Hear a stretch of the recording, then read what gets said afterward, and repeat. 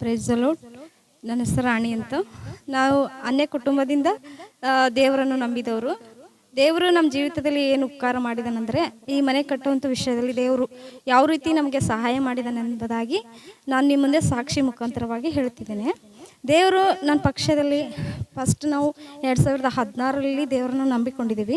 ದೇವ್ರನ್ನ ನಂಬಿಕೊಂಡಾಗ ನಮ್ಮ ಪರಿಸ್ಥಿತಿ ಹೆಂಗಿತ್ತಂತಂದರೆ, ನಮ್ಮ ಪರಿಸ್ಥಿತಿ ಭಾಳ ಗಂಭೀರವಾಗಿತ್ತು. ದೇವ್ರು ನಂಬ್ಕೊಂಡಾಗ ನಮ್ಮ ಪರಿಸ್ಥಿತಿ ತುಂಬ ಗಂಭೀರವಾಗಿತ್ತು. ನಾವು ಹೊಸದಾಗಿ ಸಭೆಗೆ ಹೋಗ್ತಾ ಇದ್ದೀವಿ. ಸಭೆಗೆ ಹೋಗುವಂಥ ಸಮಯದಲ್ಲಿ ದೇವರು ನಮಗೊಂದು ವಾಗ್ದಾನ ಮಾಡಿದರು. ಏನು ವಾಗ್ದಾನ ಮಾಡಿದ್ರು ಅಂದರೆ, ನೀವು ಅನೇಕರಿಗೆ ಕೊಡೋರು ಆಗ್ತೀರಿ ಹೊರತಾಗಿ ತೆಗೆದುಕೊಳ್ಳೋರು ಆಗೋದಿಲ್ಲ ಎಂಬುದಾಗಿ ದೇವರು ವಾಗ್ದಾನ ಮಾಡಿದ ಮುಖಾಂತರವಾಗಿ ನಾವೆಲ್ಲರೂ ಕಣ್ಣೀರಿನಿಂದ ಪ್ರಾರ್ಥನೆ ಮಾಡ್ತಿದ್ದೇವೆ. ದೇವರೇ, ನಮ್ಮ ಪರಿಸ್ಥಿತಿ ಎಂಥದಪ್ಪ, ಇಂಥ ಒಂದು ಪರಿಸ್ಥಿತಿಯಲ್ಲಿ ನಮಗೆ ನೀವು ಅನೇಕರಿಗೆ ಸಾಲ ಕೊಡ್ತೀರಿ ಎಂಬುದಾಗಿ ವಾಗ್ದಾನ ಮಾಡ್ತಿದ್ದೀರಿ. ನಮ್ಮ ಪರಿಸ್ಥಿತಿ ತುಂಬ ಗಂಭೀರವಾಗಿದೆ ಅಪ್ಪ ದೇವರೇ ಅಂತ ನಾವೆಲ್ಲರೂ ಕಣ್ಣೀರಿಂದ ಪ್ರಾರ್ಥನೆ ಮಾಡ್ತಿದ್ದೀವಿ.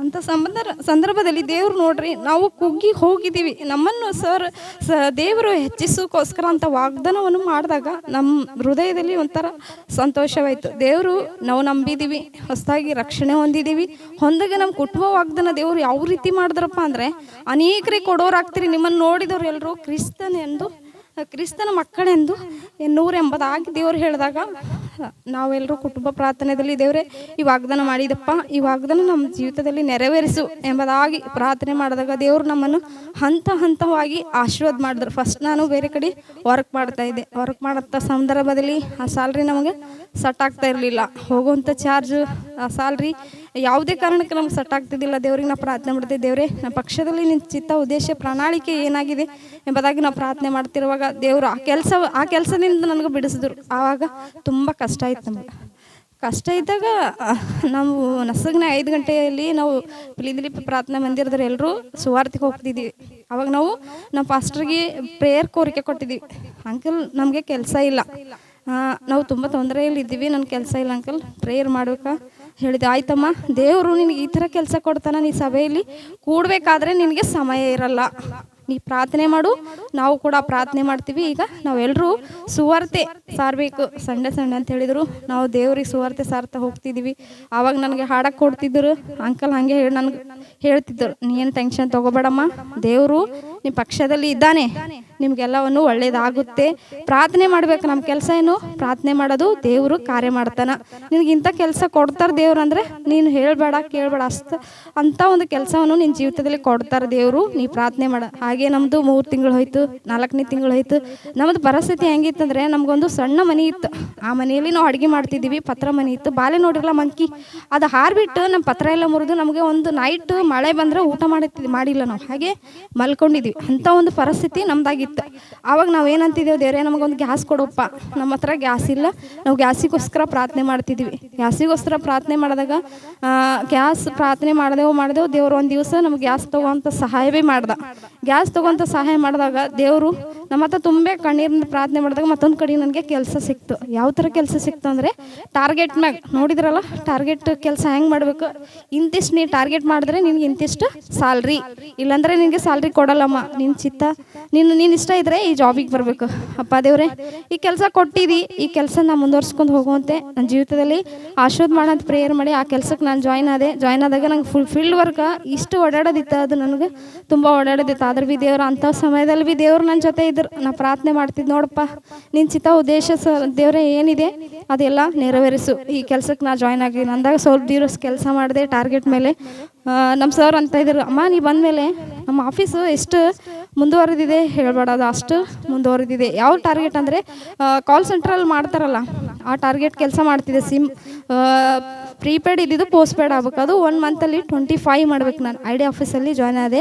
ಆಗ ದೇವರು ಹಂತವಾಗಿ ನಾನು ಸ್ಯಾಲ್ರಿ ಕೂಡ ಹೆಚ್ಚು ಮಾಡಿದ್ರು. 25 ಹೋಗಿ ಸ್ಯಾಲ್ರಿ 35 ಆಯಿತು. 35 ಆದಾಗೆ ನನಗೇನು ಅನಿಸುತ್ತೆ, ಈ ಕೆಲಸ ಬಿಡಬೇಕು, ಇದು ಕೆಲಸದಿಂದ ನಂಗೆ ಸೆಟ್ ಆಗ್ತಾ ಇಲ್ಲ, ಇದು ಮೊಬೈಲ್ನಲ್ಲಿ ತುಂಬ ಮಾತಾಡೋದಿದೆ ಅಂದಾಗ ಮತ್ತೆ ಒಂದು 3 ತಿಂಗಳು ಅದೇ ಥರ ಜಾಬ್ ಮಾಡಿ ಪ್ರೇಯರ್ ಮಾಡಿ ನಿಂತಾಗ ಮತ್ತೊಂದು ನನಗೆ ಆಲೋಚನೆ ಬಂತು. ನಾನೇ ಒಂದು ಮ್ಯಾನ್ ಪವರ್ ಏಜೆನ್ಸಿ ಹಾಕಬೇಕಂತಕ್ಕಂಥದ್ದು ನನ್ನ ಮೈಂಡಲ್ಲಿ ಬಂತು. ಹಾಗೆ ದೇವ್ರಿಗೆ ಪ್ರೇಯರ್ ಮಾಡ್ತಿದ್ದೆ, ದೇವರೇ ಸಹಾಯ ಮಾಡು, ಪರಲೋಕದಿಂದ ನನಗೆ ಸಹಾಯ ಮಾಡಂತ ಪ್ರೇಯರ್ ಮಾಡ್ತಿದ್ದಾಗ ದೇವರು ಬಸ್ ಸ್ಟ್ಯಾಂಡ್ ಅದೆಲ್ಲ ಸೆಂಟ್ರಲ್ ಬಸ್ ಸ್ಟ್ಯಾಂಡ್ ಅಲ್ಲೇ ಒಂದು ನನಗೆ ಬಿಸ್ನೆಸ್ ಓಪನ್ ಮಾಡುವಂತೆ ಸಹಾಯ ಮಾಡಿದ್ರು ದೇವರು. ಬಿಸ್ನೆಸ್ ಓಪನ್ ಮಾಡಿದಾಗ ಅಲ್ಲಿ ಕೂಡ ನನ್ನ ಜೀವಿತದಲ್ಲಿ ಏರುಪೇರು. ನಮ್ಮ ಈ ಕಡೆ ನೀವು ಮ್ಯಾನ್ ಪವರ್ ಹಾಕಿದ್ರೆ ನಮ್ಮ ಮ್ಯಾನ್ ಪವರ್ ನಡೆಯಂಗಿಲ್ಲ, ನೀವು ಇಲ್ಲಿ ಮ್ಯಾನ್ ಪವರ್ ಹಾಕಬಾರ್ದು ಎಂಬ ಒಂದು ಎದುರಾಳಿಗಳು ಸಹ ನಮಗೆ ಇದು ಮಾಡ್ತಾಯಿದ್ರು. ಹಾಗೆ ಅಂಥ ಕಷ್ಟದಲ್ಲಿ 2 ವರ್ಷ ನಾನು ಜಾಬ್ ಮಾಡಿದೆ, ಅಲ್ಲಿ ಬಿಸ್ನೆಸ್ ಮಾಡಿದೆ. ಅದಾದ ನಂತರ ದೇವರು ನನಗೆ ಸೇಡಂ ಪ್ರಾಂತದಲ್ಲಿ ಒಂದು ಆಫೀಸ್ ಹಾಕುವಂತೆ ಮತ್ತು ಗುಲ್ಬರ್ಗ ಪ್ರಾಂತದಲ್ಲಿ ಒಂದು ಆಫೀಸ್ ಇವಾಗ ನನಗೆ ಮುಂಬೈ, ಚೆನ್ನೈ, ಕನ್ಯಾಕುಮಾರಿ ಮತ್ತು ಗೋವಾ ಈ ಥರ ದೇವ್ರ ಜರ್ನಿಯಲ್ಲಿ ಜಾಬ್ ಕೊಟ್ಟಿದ್ದಾರೆ ನನಗೆ. ಆಫೀಸ್ ವಿಸಿಟ್ ಮಾಡೋದಿಲ್ಲ ನಾನು, ಊರು ಹೋಗಬೇಕು, 8 ದಿವಸ ಜರ್ನಿ ಮಾಡಬೇಕು.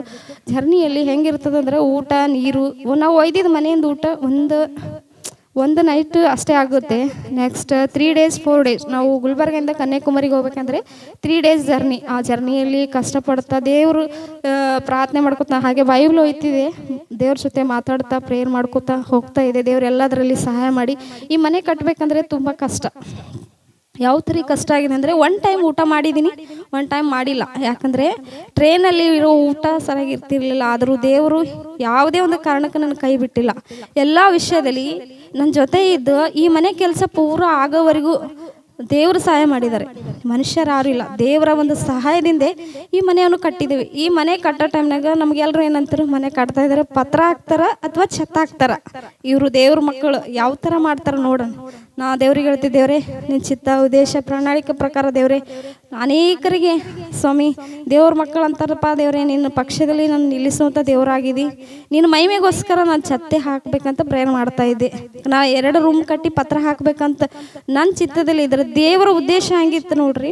ಹತ್ತಲಾರ್ದ ಆಶ್ರಯಗಿರಿಗೆ ನೀನು ಹತ್ತಿಸುವಂಥ ದೇವರು, ನೀನೇ ಆಶೀರ್ವಾದ ಮಾಡ್ಬೇಕಪ್ಪ ಅಂದಾಗ ದೇವ್ರ ಛತ್ತ ಹಾಕುವಂಥ ವಿಷಯದಲ್ಲಿ ಭೀ ತನ್ನ ಸಹಾಯ ಮಾಡ್ದ.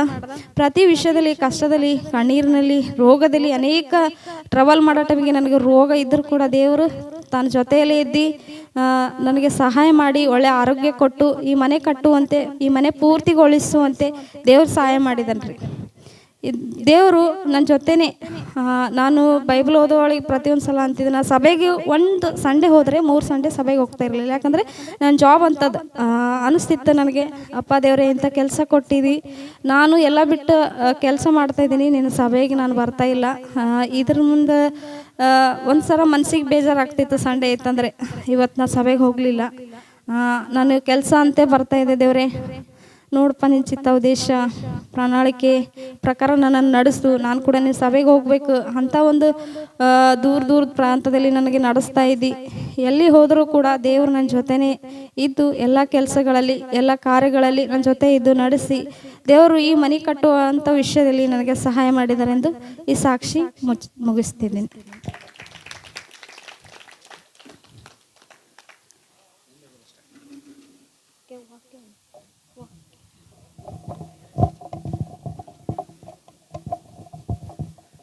Hallelujah, hallelujah. ಸೊ ದೇವರ ನಾಮಕ್ಕೆ ಸ್ತೋತ್ರವಾಗಲಿ. ನಾವು ನೋಡಿದ್ದೇವೆ ರೇಚಲ್ ಮಗಳು ಹೇಳಿದಂಥ ಸಾಕ್ಷಿ, ಅದು ಎಷ್ಟು ಅದ್ಭುತವಾಗಿತ್ತಂದರೆ ಅದು ನಮ್ಮ ಜೀವಿತಕ್ಕೆ ತಾಕುವಂಥ ಸಾಕ್ಷಿಯಾಗಿತ್ತು. ನಿಜವಾಗಿ ಮನೆ ಕಟ್ಟಬೇಕಪ್ಪ ಅಂತಂದರೆ, ಸೊ ಒಂದು ಹೀನವಾದಂಥ ಸ್ಥಿತಿಯಿಂದ ಉನ್ನತ ಸ್ಥಿತಿಗೆ ಬರಬೇಕಪ್ಪ ಅಂತಂದರೆ ಮಧ್ಯದಲ್ಲಿ ಎಷ್ಟೊಂದು ಕಷ್ಟಗಳು, ನೋವುಗಳು, ನಿಂದೆ, ಅವಮಾನ, ಶ್ರಮೆ, ಸಂಕಟ ಎಷ್ಟೊಂದು ಎದುರಾಗ್ತವೆ. ಆದರೆ ಇದೆಲ್ಲದರ ಮಧ್ಯದಲ್ಲಿ ಅವರು ದೇವರ ಮೇಲೆ ಆತ್ಕೊಂಡಿದ್ದರಿಂದ, ದೇವರೇ ಆಧಾರ ಮಾಡಿಕೊಂಡು ಅವರು ಜೀವಿಸಿದ್ದರಿಂದ ದೇವರು ಬಹಳ ಅದ್ಭುತವಾದ ರೀತಿಯಿಂದ ಅವ್ರ ಜೊತೆಯಾಗಿದ್ದು, ಸೊ ಇಲ್ಲಿ ತನಕ ಅವರಿಗೆ ಸಹಾಯ ಮಾಡಿ ಇವತ್ತು ಒಂದು ಸುಂದರವಾದಂಥ, ಅದ್ಭುತವಾದಂಥ ಒಂದು ಮನೆಯನ್ನು ಈ ಪ್ರಾಂತದಲ್ಲಿ ಕಟ್ಟಿಕೊಳ್ಳುವಂತೆ ದೇವರ ಅವಕಾಶ ಕೊಟ್ಟಿದ್ದಾನೆ. ಸೊ ಇದರಲ್ಲಿ ಅವರ ನಂಬಿಕೆ, ಅವರ ಪ್ರಯಾಸ ಜೊತೆಗೆ ದೇವರ ಕೃಪೆ, ದೇವರ ಸಹಾಯ ಇದ್ದಿದ್ದರಿಂದ ಇವತ್ತು ಆ ಕುಟುಂಬ ಸಂತೋಷ ಪಡ್ತಾ ಇದೆ. ಅವರ ಸಂತೋಷದಲ್ಲಿ ನಾವು ಕೂಡ ಪಾಲು ತೆಗೆದುಕೊಳ್ತಾ ಇದ್ದೀವಿ. ಸೊ ನಾನು ನಂಬ್ತೇನೆ, ಇಲ್ಲಿ ಸಾಕ್ಷಿ ಕೇಳಿರುವಂಥ ಅನೇಕರ ಮನಸ್ಸಿನಲ್ಲಿ ಅನೇಕ ಆಲೋಚನೆಗಳಿರ್ಬೋದು. ಸೊ ಇವ್ರ ಮನೆಯಲ್ಲಿ ಕೆಲಸ ಮಾಡೋರು ಯಾರು ಇಲ್ಲ, ಸಪೋರ್ಟ್ ಮಾಡೋರು ಯಾರು ಇಲ್ಲ. ಆದರೆ ಇವ್ರ ಮನೆ ಕಟ್ತಾ ಇದ್ದಾರಪ್ಪ ಅಂತಂದ್ರೆ ಯಾವ ಆಧಾರ ಮೇಲೆ ಕಟ್ತಾ ಇದ್ದಾರೆ? ಏನಾದರೂ ಅಡ್ಡದಾರಿ ಹಿಡಿದು ಏನಾದರೂ ಪ್ರಯತ್ನ ಮಾಡ್ತಾ ಇದ್ದಾರೆ ಅಂಥೇಳಿ ಎಸ್, ಮನುಷ್ಯರಿಗೆ ಅನೇಕ ತರವಾದಂಥ ಸಂದೇಹಗಳು ನೋಡುವಾಗ ಕಾಣುತ್ತದೆ. ಆದರೆ ಅವರು ಪಟ್ಟಂಥ ಪ್ರಯಾಸ, ಪಟ್ಟಂಥ ಕಷ್ಟ, ಶ್ರಮೆ ಎಲ್ಲವೂ ಕೂಡ ಇವತ್ತು ನಿಮ್ಮ ಎದುರುಗಡೆ ಅವರು ಹೇಳಿದ್ದಾರೆ. ಸೊ ದೇವರಿಗೆ ಮಹಿಮೆ ಆಗಲಿ.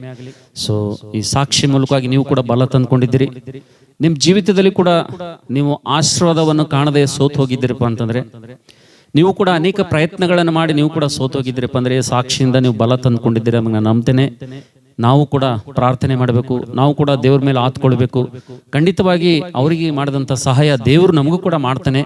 ದೇವರು ಪಕ್ಷಪಾತಿ ಅಲ್ಲ, ಒಬ್ಬರನ್ನು ಹೆಚ್ಚಿಸಿ ಒಬ್ಬರನ್ನು ಕಡಿಮೆ ಮಾಡುವಂಥ ದೇವರಲ್ಲ ಎಂಬುದಾಗಿ ನಿಮ್ಮ ಮನಸ್ಸಿನಲ್ಲಿ ಒಂದು ವೇಳೆ ಈ ರೀತಿಯಾಗಿ ಹೃದಯಪೂರ್ವಕವಾಗಿ ನಂಬಿರೋದಾದ್ರೆ, ಈ ಸಾಕ್ಷಿ ರೇಚಲ್ ಕುಟುಂಬದಲ್ಲಿ ಯಾವ ರೀತಿಗೆ ಸಂತೋಷ ತಂದಿದೆಯೋ, ನೀವು ಕೂಡ ಒಂದು ದಿವಸ ಇಂಥ ಸಾಕ್ಷಿ ಹೇಳುವಂಥವ್ರಾಗಿರ್ತೀರಿ. Hallelujah, hallelujah. ಸೊ ದೇವರ ನಾಮಕ್ಕೆ ಸ್ತೋತ್ರವಾಗಲಿ.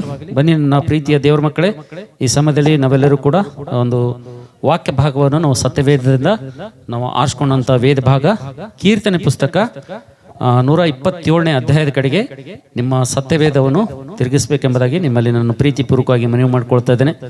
ನಮ್ಮ ಶರಣಪ್ಪ ಸಹೋದರ ಮತ್ತು ಕಮಲಾಬಾಯಿ ಅವ್ರ ಕುಟುಂಬವನ್ನು ಪ್ರೀತಿಸಿ ದೇವರು ಒಂದು ಅದ್ಭುತವಾದಂಥ ಸುಂದರವಾದಂಥ ಮನೆಯನ್ನು ಕಟ್ಟಿಕೊಳ್ಳುವಂತೆ ದೇವರು ಕೃಪೆ ಕೊಟ್ಟಿದ್ದಕ್ಕಾಗಿ ಈ ಮನೆ ನಿಮಿತ್ತವಾಗಿ ಒಂದು ಸ್ವಲ್ಪ ಹೊತ್ತು ನಾನು ನಿಮ್ಮ ಜೊತೆ 15-20 ನಿಮಿಷ ಮಾತಾಡಲಿಕ್ಕಿದ್ದೇನೆ.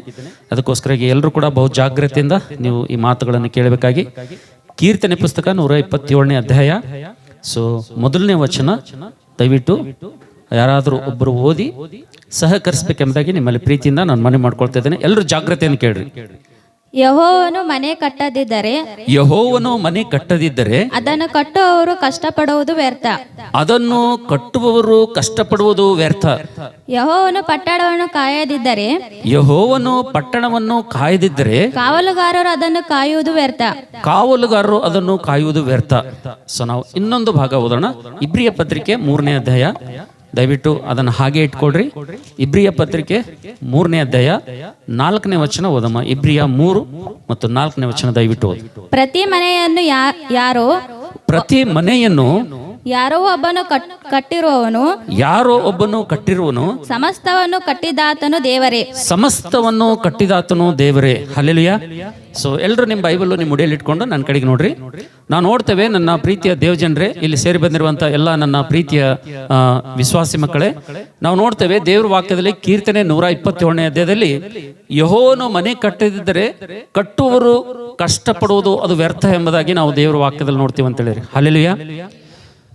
ಯೆಹೋವನ ಒಂದು ವೇಳೆ ಮನೆ ಕಟ್ಟಲಿಲ್ಲಪ್ಪ ಅಂತಂದ್ರೆ, ದೇವರು ಒಂದು ವೇಳೆ ಮನೆ ಕಟ್ಟಲಿಲ್ಲಪ್ಪ ಅಂತಂದ್ರೆ, ಮನೆ ಕಟ್ಟುವಂಥ ಸಂದರ್ಭದಲ್ಲಿ ಒಂದು ವೇಳೆ ದೇವರ ಸಹಾಯ ಒಂದು ವೇಳೆ ಇರಲಿಲ್ಲಪ್ಪ ಅಂತಂದ್ರೆ, ನಾವು ನೋಡ್ತೇವೆ ಎಷ್ಟೇ ಕಷ್ಟಪಟ್ಟು ಕಟ್ಟಿದ್ರು ಕೂಡ ಅದು ಪ್ರಯಾಸ ವ್ಯರ್ಥ ಆಗ್ತದೆ ಎಂಬುದಾಗಿ ನಾವು ದೇವರ ವಾಕ್ಯದಲ್ಲಿ ನಾವು ನೋಡ್ತಾ ಇದೀವಿ ಅಂತ ಹೇಳಿ. ಇದು ನಿಮಗೆ ಚೆನ್ನಾಗಿ ಅರ್ಥ ಆಗ್ಬೇಕಪ್ಪ ಅಂತಂದ್ರೆ, ಒಂದ್ಸಲ ಹಿಂಗೆ ಒಬ್ಬ ಸೇವಕರು ಸಮಸ್ತವನ್ನು ಕಟ್ಟಿದಾತನು ದೇವರೇ, ದೇವರು ಇವರಿಗೆ ಮನೆಯನ್ನು ಕಟ್ಟಿಕೊಳ್ಳಿಕ್ಕೆ ಅವಕಾಶ ಕೊಟ್ಟನಂತೇಳಿ ಒಬ್ಬ ಸೇವಕರು ಹೇಳುವಂತ ಸಂದರ್ಭದಲ್ಲಿ ಒಬ್ಬ ಮನುಷ್ಯ ಸಿಟ್ಟಿನಿಂದ ಎದ್ದು ಬಂದು, ಏನ್ರಿ ನೀವ್ ಏನ್ ಮಾತಾಡ್ತಾ ಇದ್ರಿ, ಏನ್ ತಿಳಿದು ಮಾತಾಡ್ಲತ್ತೀರಿ ನೀವು, ಈ ಮನೆ ಪೂರಾ ಬುನಾದಿ ಹಿಡ್ಕೊಂಡು ಛತ್ ಹಾಕಿ ಪೇಂಟಿಂಗ್ ಮಾಡತನ ನಾ ಇದ್ದೀನಿ, ಇಲ್ಲಿ ಯಾರು ಕಟ್ಟರಂದ್ರೆ ಒಬ್ಬ ಗೌಂಡಿ ಕಟ್ಟೆನಿದು, ನೀವು ಹೆಂಗೆ ಹೇಳತ್ತೀರಿ ನೀವು ದೇವ್ರ ಕಟ್ಟೆನ ಅಂಥೇಳಿ ಒಬ್ಬ ಮನುಷ್ಯ ಬಂದು ತುಂಬಾ ಗಲಾಟೆ ಮಾಡ್ತಾ ಇದೆ ಅಂತೇಳಿ.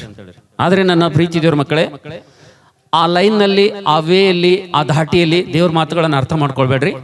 ಯಾಕಪ್ಪ ಅಂತಂದ್ರೆ, ನಾವು ನೋಡ್ತೇವೆ ಸಮಸ್ತವನ್ನು ಕಟ್ಟಿದವನು ದೇವರೇ ಎಂಬುದಾಗಿ ನಾವು ನೋಡುವಂತ ಸಂದರ್ಭದಲ್ಲಿ ನಾವು ನೋಡ್ತೇವೆ ಮನುಷ್ಯನು ಕಟ್ಟಿದಂತ ಮನೆಯಲ್ಲಿ ದೇವರು ಸಿದ್ಧಪಡಿಸಿರುವಂತ, ದೇವರು ಕಟ್ಟಿರುವಂತ ಮನುಷ್ಯರು ಅದರಲ್ಲಿ ವಾಸ ಮಾಡ್ತಾರೆ ಅಂತ ಹೇಳಿರಿ. ಹಲ್ಲೆಲೂಯಾ. ಮನುಷ್ಯರು ಕಟ್ಟಿದಂತ ಮನೆಗಳಲ್ಲಿ ನಾವು ನೋಡ್ತೇವೆ ದೇವರು ಕಟ್ಟಿದಂತ ಕುಟುಂಬಗಳು, ದೇವರು ಕಟ್ಟಿದಂತ ಒಂದು ಕುಟುಂಬಗಳು, ದೇವರು ಕಟ್ಟಿದಂತ ಒಂದು ನಿವಾಸ ಸ್ಥಾನದಲ್ಲಿ ಮನುಷ್ಯರು ವಾಸ ಮಾಡ್ತಾರೆ ಎಂಬುದಾಗಿ ನಾವು ದೇವರ ವಾಕ್ಯ ನೋಡುವಂತ ಸಂದರ್ಭದಲ್ಲಿ ಇಬ್ರಿಯ ಪತ್ರಿಕೆ 3ನೇ ಅಧ್ಯಾಯ 4ನೇ ವಚನದಲ್ಲಿ ಮನುಷ್ಯನು ಎಷ್ಟೇ ಕಷ್ಟಪಟ್ಟು ಆತನ ಪ್ರಯಾಸ ಪಟ್ಟು ಆತನು ಏನೇ ಕಟ್ಟಿದ್ರು ಕೂಡ ನಾವು ನೋಡ್ತೇವೆ ಕಟ್ಟಿದವನು ಆತನು ಸಮಸ್ತವನ್ನು ಕಟ್ಟಿದವನು ದೇವರು ಎಂಬುದಾಗಿ ನಾವು ದೇವರ ವಾಕ್ಯದಲ್ಲಿ ನೋಡ್ತೀವಿ ಅಂತ ಹೇಳಿರಿ. ಹಲ್ಲೆಲೂಯಾ. ನಾವು ನೋಡ್ತೇವೆ ನನ್ನ ಪ್ರೀತಿ ದೇವರ ಮಕ್ಕಳೇ, ಯಾಕೆ ಸಮಸ್ತವನ್ನು ದೇವರೇ ಕಟ್ಟುತ್ತಾನೆ ಎಂಬುದನ್ನು ನೋಡುತ್ತ ಸಂಬಳಿ ಒಂದು ವೇಳೆ ದೇವರು ಕಟ್ಟಲಿಲ್ಲಪ್ಪ ಅಂದ್ರೆ ಮನುಷ್ಯನ ಕಟ್ಟುವುದರದ್ದು ವ್ಯರ್ಥ ಆಗ್ತದ ಎಂಬುದಾಗಿ ನೋಡುವಂಥ ಸಂದರ್ಭದಲ್ಲಿ ನನ್ನ ಸ್ವಂತ ಅನುಭವದಿಂದ ನಾನು ಹೇಳ್ತೇನೆ, ಇವತ್ತು ಅನೇಕರು ಮನೆ ಕಟ್ಟಲಿಕ್ಕೆ ಅನೇಕ ಯೋಜನೆಗಳನ್ನು ಹಾಕೊಳ್ತಾರೆ. ಮನೆ ಕಟ್ಟಬೇಕೆಂಬುದಾಗ ಅನೇಕ ಪ್ಲಾನ್ಗಳನ್ನ ಹಾಕೊಳ್ತಾರೆ. ಮನೆ ಕಟ್ಟಬೇಕಂತೇಳಿ ಒಂದು ಸ್ಥಳ ಕೊಂಡ್ಕೊಳ್ತಾರೆ. ಆಮೇಲೆ ಆ ಸ್ಥಳಕ್ಕೆ ಮಾತ್ರ ಅವ್ರ ಹತ್ರ ಹಣ ಇರ್ತದೆ. ಮುಂದೆ ಮನೆ ಕಟ್ಟಬೇಕಪ್ಪ ಅಂತಂದ್ರೆ ಆ ಸ್ಥಳ ತಗೊಂಡ ಮೇಲೆ ಸುಮಾರು 3 ವರ್ಷ 4 ವರ್ಷ 5 ವರ್ಷ 10 ವರ್ಷ ಆ ಸ್ಥಳ ಹಾಗೆ ಬಿದ್ದಿರ್ತದ. ಆದ್ರೆ ಮನೆ ಕಟ್ಟಲಿಕ್ಕೆ ಅವ್ರಿಗೆ ಆಗಿಲ್ಲ ಅಂತ ಹೇಳಿರಿ. ಉದಾಹರಣೆಗೆ ನಮ್ಮ ಚೆನ್ನಮ್ಮ ಸಹೋದರಿ ಅಣ್ಣ ಅವ್ರ ಸಲುವಾಗಿ ಅವ್ರ ಅಪ್ಪ ಪ್ರೀತಿ ಮಾಡಿ ಸುಮಾರು ಒಂದು 25-30 ವರ್ಷದ ಹಿಂದೆ ತಾಜ್ ನಗರದಲ್ಲಿ ಒಂದು ಸ್ಥಳ ತಗೊಂಡ್ರ. ಯಾರ ಸಲುವಾಗಿ ಅಂದ್ರೆ ಅವ್ರ ಮಗನ ಸಲುವಾಗಿ ತಗೊಂಡ್ರ ಅವ್ರು.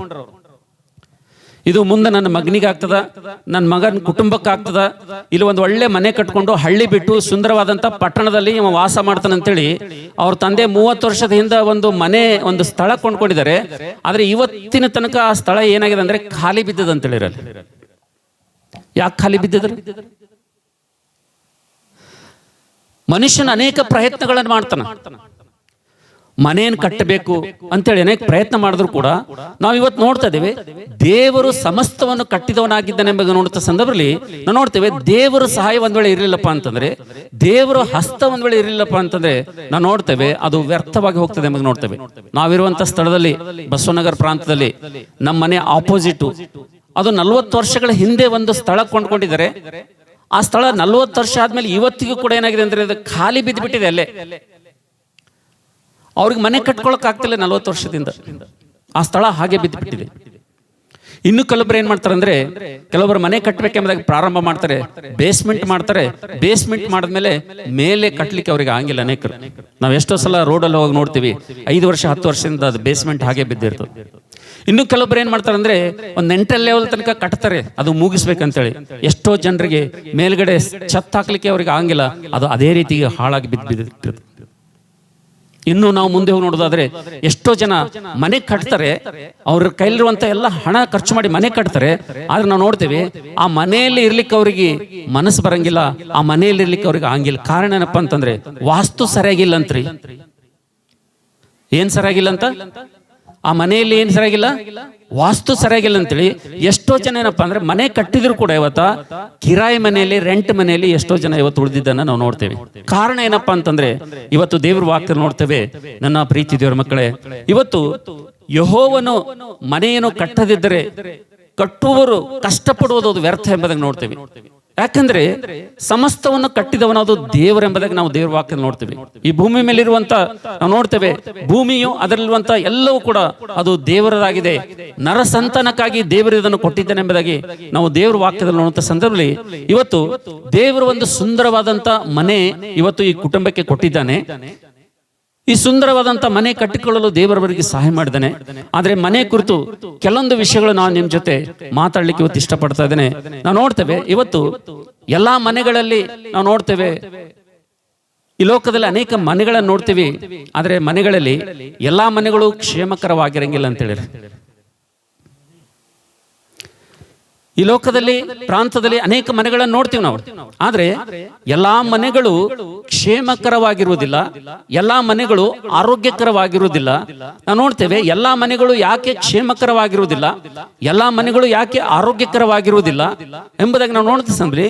ನಾವು ನೋಡ್ತೇವೆ ಮನೆಗೆ ವಿರೋಧವಾಗಿ, ಮನೆಯಲ್ಲಿ ವಾಸ ಮಾಡುವಂತವ್ರ ವಿರೋಧವಾಗಿ ನಾವು ನೋಡ್ತೇವೆ ನಾವು ನೋಡ್ತೇವೆ ಶತ್ರು ಆದಂತ ಸೈತಾನನು ಏನ್ ಮಾಡ್ತಾನಪ್ಪ ಅಂತಂದ್ರೆ ಮನೆಯಲ್ಲಿರುವಂತವ್ರ ಸಮಾಧಾನವನ್ನು ಕೆಡಿಸಬೇಕು, ಮನೆಯಲ್ಲಿದ್ದಂಥವ್ರನ್ನ ಗಲಿಬಿಲಿಗೊಳಿಸಬೇಕು, ಮನೆಯಲ್ಲಿ ಯಾವಾಗಲೂ ಸಮಾಧಾನ ಇಲ್ಲದಂತೆ ಮಾಡಬೇಕೆಂಬುದಾಗಿ ನಾವು ನೋಡ್ತೇವೆ. ಈ ಲೋಕದಲ್ಲಿ ಶತ್ರು ಆದಂಥವನು, ಸೈತಾನ ಆದಂಥವನು ಅನೇಕ ಪ್ರಯತ್ನಗಳನ್ನು ಈ ಲೋಕದಲ್ಲಿ ಮಾಡ್ತಾ ಇರೋದ್ರಿಂದ ಅನೇಕ ಮನೆಗಳಲ್ಲಿ, ಅನೇಕ ಕುಟುಂಬಗಳಲ್ಲಿ ನಾವು ನೋಡ್ತೇವೆ ಕ್ಷೇಮಕರವಾಗಿ ಇಲ್ಲ ಎಂಬುದಾಗಿ ನಾವು ದೇವರ ವಾಕ್ಯದಲ್ಲಿ ನೋಡ್ತೇವೆ ಅಂತ ಹೇಳಿ. ಹಾಗಾದ್ರೆ ನನ್ನ ಪ್ರೀತಿ ದೇವರ ಮಕ್ಕಳೇ, ಕ್ಷೇಮಕರವಾದಂಥ ಕುಟುಂಬ ಯಾವ ರೀತಿಗಿರ್ತದೆ, ಒಂದು ಕ್ಷೇಮಕರವಾದಂತ ಮನೆ ಯಾವ ರೀತಿಗೆ ಇರ್ತದೆ ಎಂಬುದಾಗಿ ನಾವು ದೇವರ ವಾಕ್ಯದಲ್ಲಿ ನೋಡ್ತಾ ಸಂದರ್ಭದಲ್ಲಿ ಯಾರಾದ್ರೂ ನೋಡಿ ದಯವಿಟ್ಟು ಕೀರ್ತನೆ ಪುಸ್ತಕ 91ನೇ ಅಧ್ಯಾಯ 10ನೇ ವಚನ ದಯವಿಟ್ಟು ಓದಮ್ಮ. ಕೀರ್ತನೆ ಪುಸ್ತಕ ಯಾವ ಕೇಡು ನಿನಗೆ ಸಂಭವಿಸದು, ಯಾವ ಕೇಡು ನಿನಗೆ ಸಂಭವಿಸದು, ಉಪದ್ರವವು ನಿನ್ನ ಗುಡಾರದ ಸಮೀಪಕ್ಕೂ ಬಾರದು. ಯಾವ ಉಪದ್ರವವು ನಿನ್ನ ಗುಡಾರದ ಸಮೀಪಕ್ಕೂ ಬಾರದು. ಸಾಕಮ್ಮ, ನಾವು ನೋಡ್ತೇವೆ ನನ್ನ ಪ್ರೀತಿದವರ ಮಕ್ಕಳೇ, ಕೀರ್ತನೆ ಪುಸ್ತಕ 91ನೇ ವಚನದಲ್ಲಿ ನಾವು ನೋಡ್ತಿದ್ದೇವೆ, ಮೊಟ್ಟ ಮೊದಲನೇ ಮನೆ, ಆ ಮನೆ ಒಂದು ಗುಣಲಕ್ಷಣ ಹೇಗಿರ್ಬೇಕಪ್ಪ ಅಂತಂದ್ರೆ ಆ ಮನೆ ಕ್ಷೇಮಕರವಾದಂತ ಮನೆ ಆಗಿರ್ಬೇಕು. ಆ ಮನೆ ನಾವು ನೋಡ್ತೇವೆ ಆರೋಗ್ಯಕರವಾದಂತ ಮನೆ ಆಗಿರ್ಬೇಕು. ಅದು ಆರೋಗ್ಯಕರವಾದಂತ ಮನೆ ಯಾವಾಗ ಆಗಿರ್ತದಪ್ಪ ಅಂತಂದ್ರೆ, ಅದು ಕ್ಷೇಮಕರವಾದಂತ ಮನೆ ಅದು ಯಾವಾಗ ಆಗಿರ್ತದಪ್ಪ ಅಂತಂದ್ರೆ, ನಾವು ನೋಡ್ತೇವೆ ದೇವ್ರ ವಾಕ್ಯದಲ್ಲಿ ಕೀರ್ತನೆ ಪುಸ್ತಕ 91ನೇ ಅಧ್ಯಾಯ 10ನೇ ವಚನದಲ್ಲಿ ದೇವರು ಹೇಳ್ತಾನೆ, ನಿನ್ನ ಗುಡಾರದ ಸಮೀಪಕ್ಕೆ ಯಾವ ಅಪಾಯ ಕೂಡ ಬರುವುದಿಲ್ಲ ಎಂಬುದಾಗಿ ದೇವ್ರ ವಾಕ್ಯದಲ್ಲಿ ನೋಡ್ತೀವಿ ಅಂತ ಹೇಳಿರಿ. Hallelujah, hallelujah. ಅಂದ್ರೆ ನಾವು ನೋಡ್ತೇವೆ ನನ್ನ ಪ್ರೀತಿದವರ ಮಕ್ಕಳೇ, ನಿನ್ನ ಗುಡಾರದ ಒಂದು ಸಮೀಪಕ್ಕೆ, ನಿನ್ನ ಒಂದು ಮನೆಯ ಸಮೀಪಕ್ಕೆ ಯಾವ ಒಂದು ಅಪಾಯವು, ಯಾವ ಒಂದು ಹಾನಿಯು ಬರದೇ ಇರ್ತದೆ ಎಂಬುದಾಗಿ ನಾವು ದೇವರ ವಾಕ್ಯ ನೋಡ್ತಾ ಸಂದರ್ಭದಲ್ಲಿ, ಒಂದ್ ವೇಳೆ ಯಾವ ಮನೆಗೆ ದೇವರ ಭದ್ರತೆ ಇರ್ತದೋ, ಯಾವ ಮನೆಗೆ ದೇವರ ಒಂದು ಕೃಪೆ ಇರ್ತದೋ, ಯಾವ ಮನೆಗೆ ದೇವರ ಒಂದು ಕಾಯುವಿಕೆ ಇರ್ತದೋ, ಯಾವ ಮನೆಗೆ ದೇವರ ಒಂದು ಸಂರಕ್ಷಣೆ ಇರ್ತದೋ, ಆ ಮನೆ ಬಹಳ ಆರೋಗ್ಯಕರವಾಗಿರ್ತದೆ ಅಂತ ಹೇಳ್ರಿ. ಹಲ್ಲೆಲೂಯಾ. ಒಂದು ವೇಳೆ ಆ ಮನೆಗೆ ದೇವರ ಸಹಾಯ ಇರಲಿಲ್ಲಪ್ಪ ಅಂತಂದ್ರೆ, ಆ ಮನೆಗೆ ದೇವರ ಒಂದು ಕೃಪೆ ಇರಲಿಲ್ಲಪ್ಪ ಅಂತಂದ್ರೆ, ಆ ಮನೆ ಕ್ಷೇಮಕರವಾಗಿ ಇರ್ಲಿಕ್ಕೆ ಸಾಧ್ಯ ಇಲ್ಲ ಅಂತ ಹೇಳಿರಿ. ಹಲ್ಲೆಲೂಯಾ. ಯಾಕಂದ್ರೆ ನಾವು ನೋಡ್ತೇವೆ ನನ್ನ ಪ್ರೀತಿದವರ ಮಕ್ಕಳೇ, ಈ ಲೋಕದಲ್ಲಿ ಅನೇಕ ಮನೆಗಳಲ್ಲಿ ಗಲಭೆಯನ್ನು ಹುಟ್ಟಿಸಬೇಕು, ಸಮಾಧಾನ ಕೆಡಿಸಬೇಕಂತೇಳಿ ಶತ್ರು ಆದಂತ ಸೈತಾನ ಅನೇಕ ರೀತಿಯಿಂದ ಆತನ ಪ್ರಯತ್ನಗಳನ್ನು ಮಾಡ್ತಾನೆ ಇರ್ತಾನೆ. ಆದ್ರೆ ನಾವು ನೋಡ್ತೇವೆ ನೀತಿವಂತರು ವಾಸ ಮಾಡುವಂತ ಮನೆಯಲ್ಲಿ, ನೀತಿವಂತರು ಇರುವಂತ ನಿವಾಸ ಮಾಡುವಂತ ಮನೆಯಲ್ಲಿ ಏನಿರ್ತದೆ ನೋಡುತ್ತೆ, ಆ ಮನೆ ಅದು ಕ್ಷೇಮಕರವಾಗಿರ್ತದೆ ಎಂಬುದಾಗಿ ದೇವರ ವಾಕ್ಯದಲ್ಲಿ ನೋಡ್ತೀವಿ ಅಂತ ಹೇಳಿರಿ. ಹಲ್ಲೆಲೂಯಾ.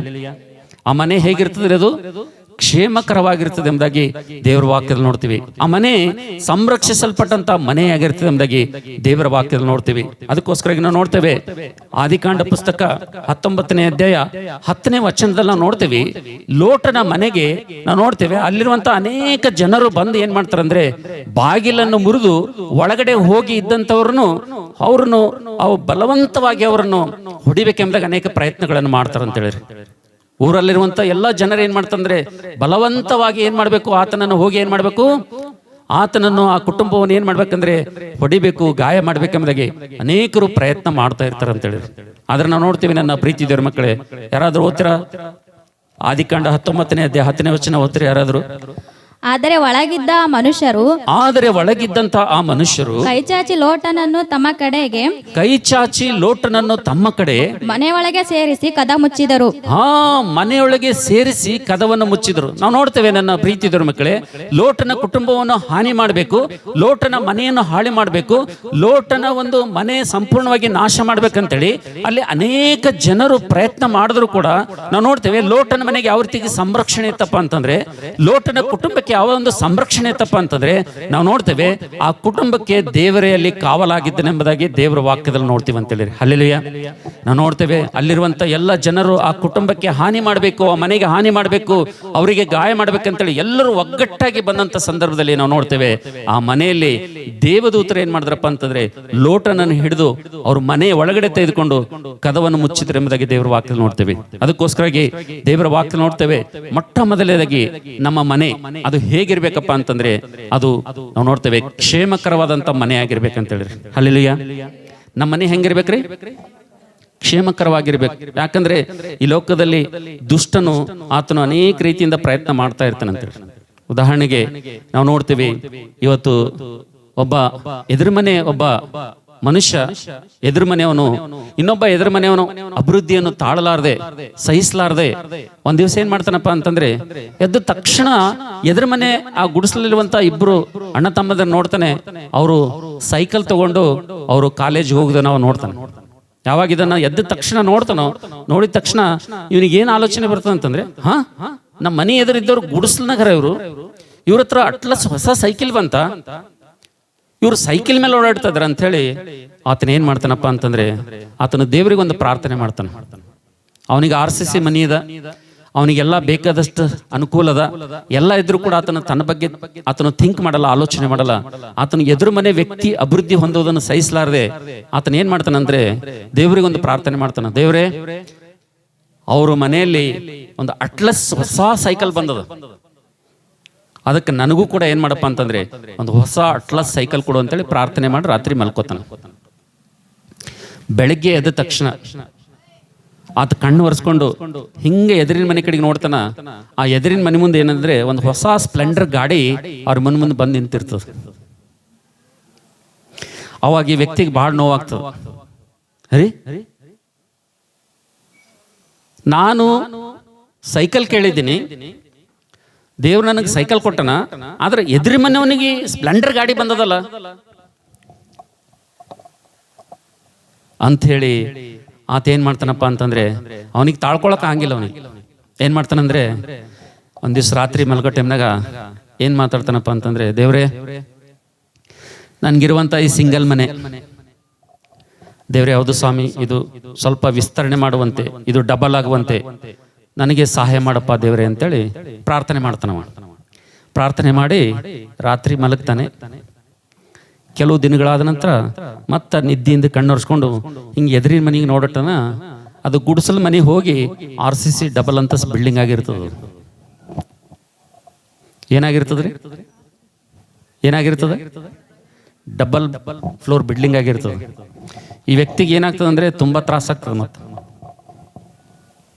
ಅಯ್ಯೋ ನನ್ನ ಮನೆಯನ್ನು ಸಿಂಗಲ್ ಇದೆ, ಎದುರಿನ ಮನೆ ಏನಲ್ಲತ್ತದ ಡಬಲ್ ಫ್ಲೋರ್ ಆಗ್ಯದ. ಅದಕ್ಕೆ ಏನ್ ಮಾಡಿದ್ರು ಅವನಿಗೆ ಆಶೀರ್ವಾದ ಬರೋದು ತಪ್ಪಲಾಗ್ಯದಲ್ಲ ಅಂತೇಳಿ ಭಾಳ ಹೊಟ್ಟೆ ಕಿಚ್ಚು ಪಡ್ತಾನ, ಭಾಳ ಅಸೂಯೆ ಪಟ್ಕೊಂಡು ಏನ್ ಮಾಡ್ತಾನಂದ್ರೆ ಆತನ ಏನ್ ಮಾಡ್ತಾನಂದ್ರೆ, ದೇವ್ರೆ ಒಂದ್ ಅರ್ಥ ಆಗ್ತದೆ ಅವನಿಗೆ, ನಾ ಏನ್ ಕೇಳಿದ್ರು ಅವನಿಗೆ ಡಬಲ್ ಸಿಗ್ಲತ್ತದ. ನಾ ಏನೇ ಕೇಳಿದ್ರು, ನಾ ಒಂದು ಕೇಳಿದ್ರೆ ಅವನಿಗೆ ಏನ್ ಸಿಗ್ಲತ್ತದ? ಡಬಲ್ ಸಿಗ್ಲತ್ತದ.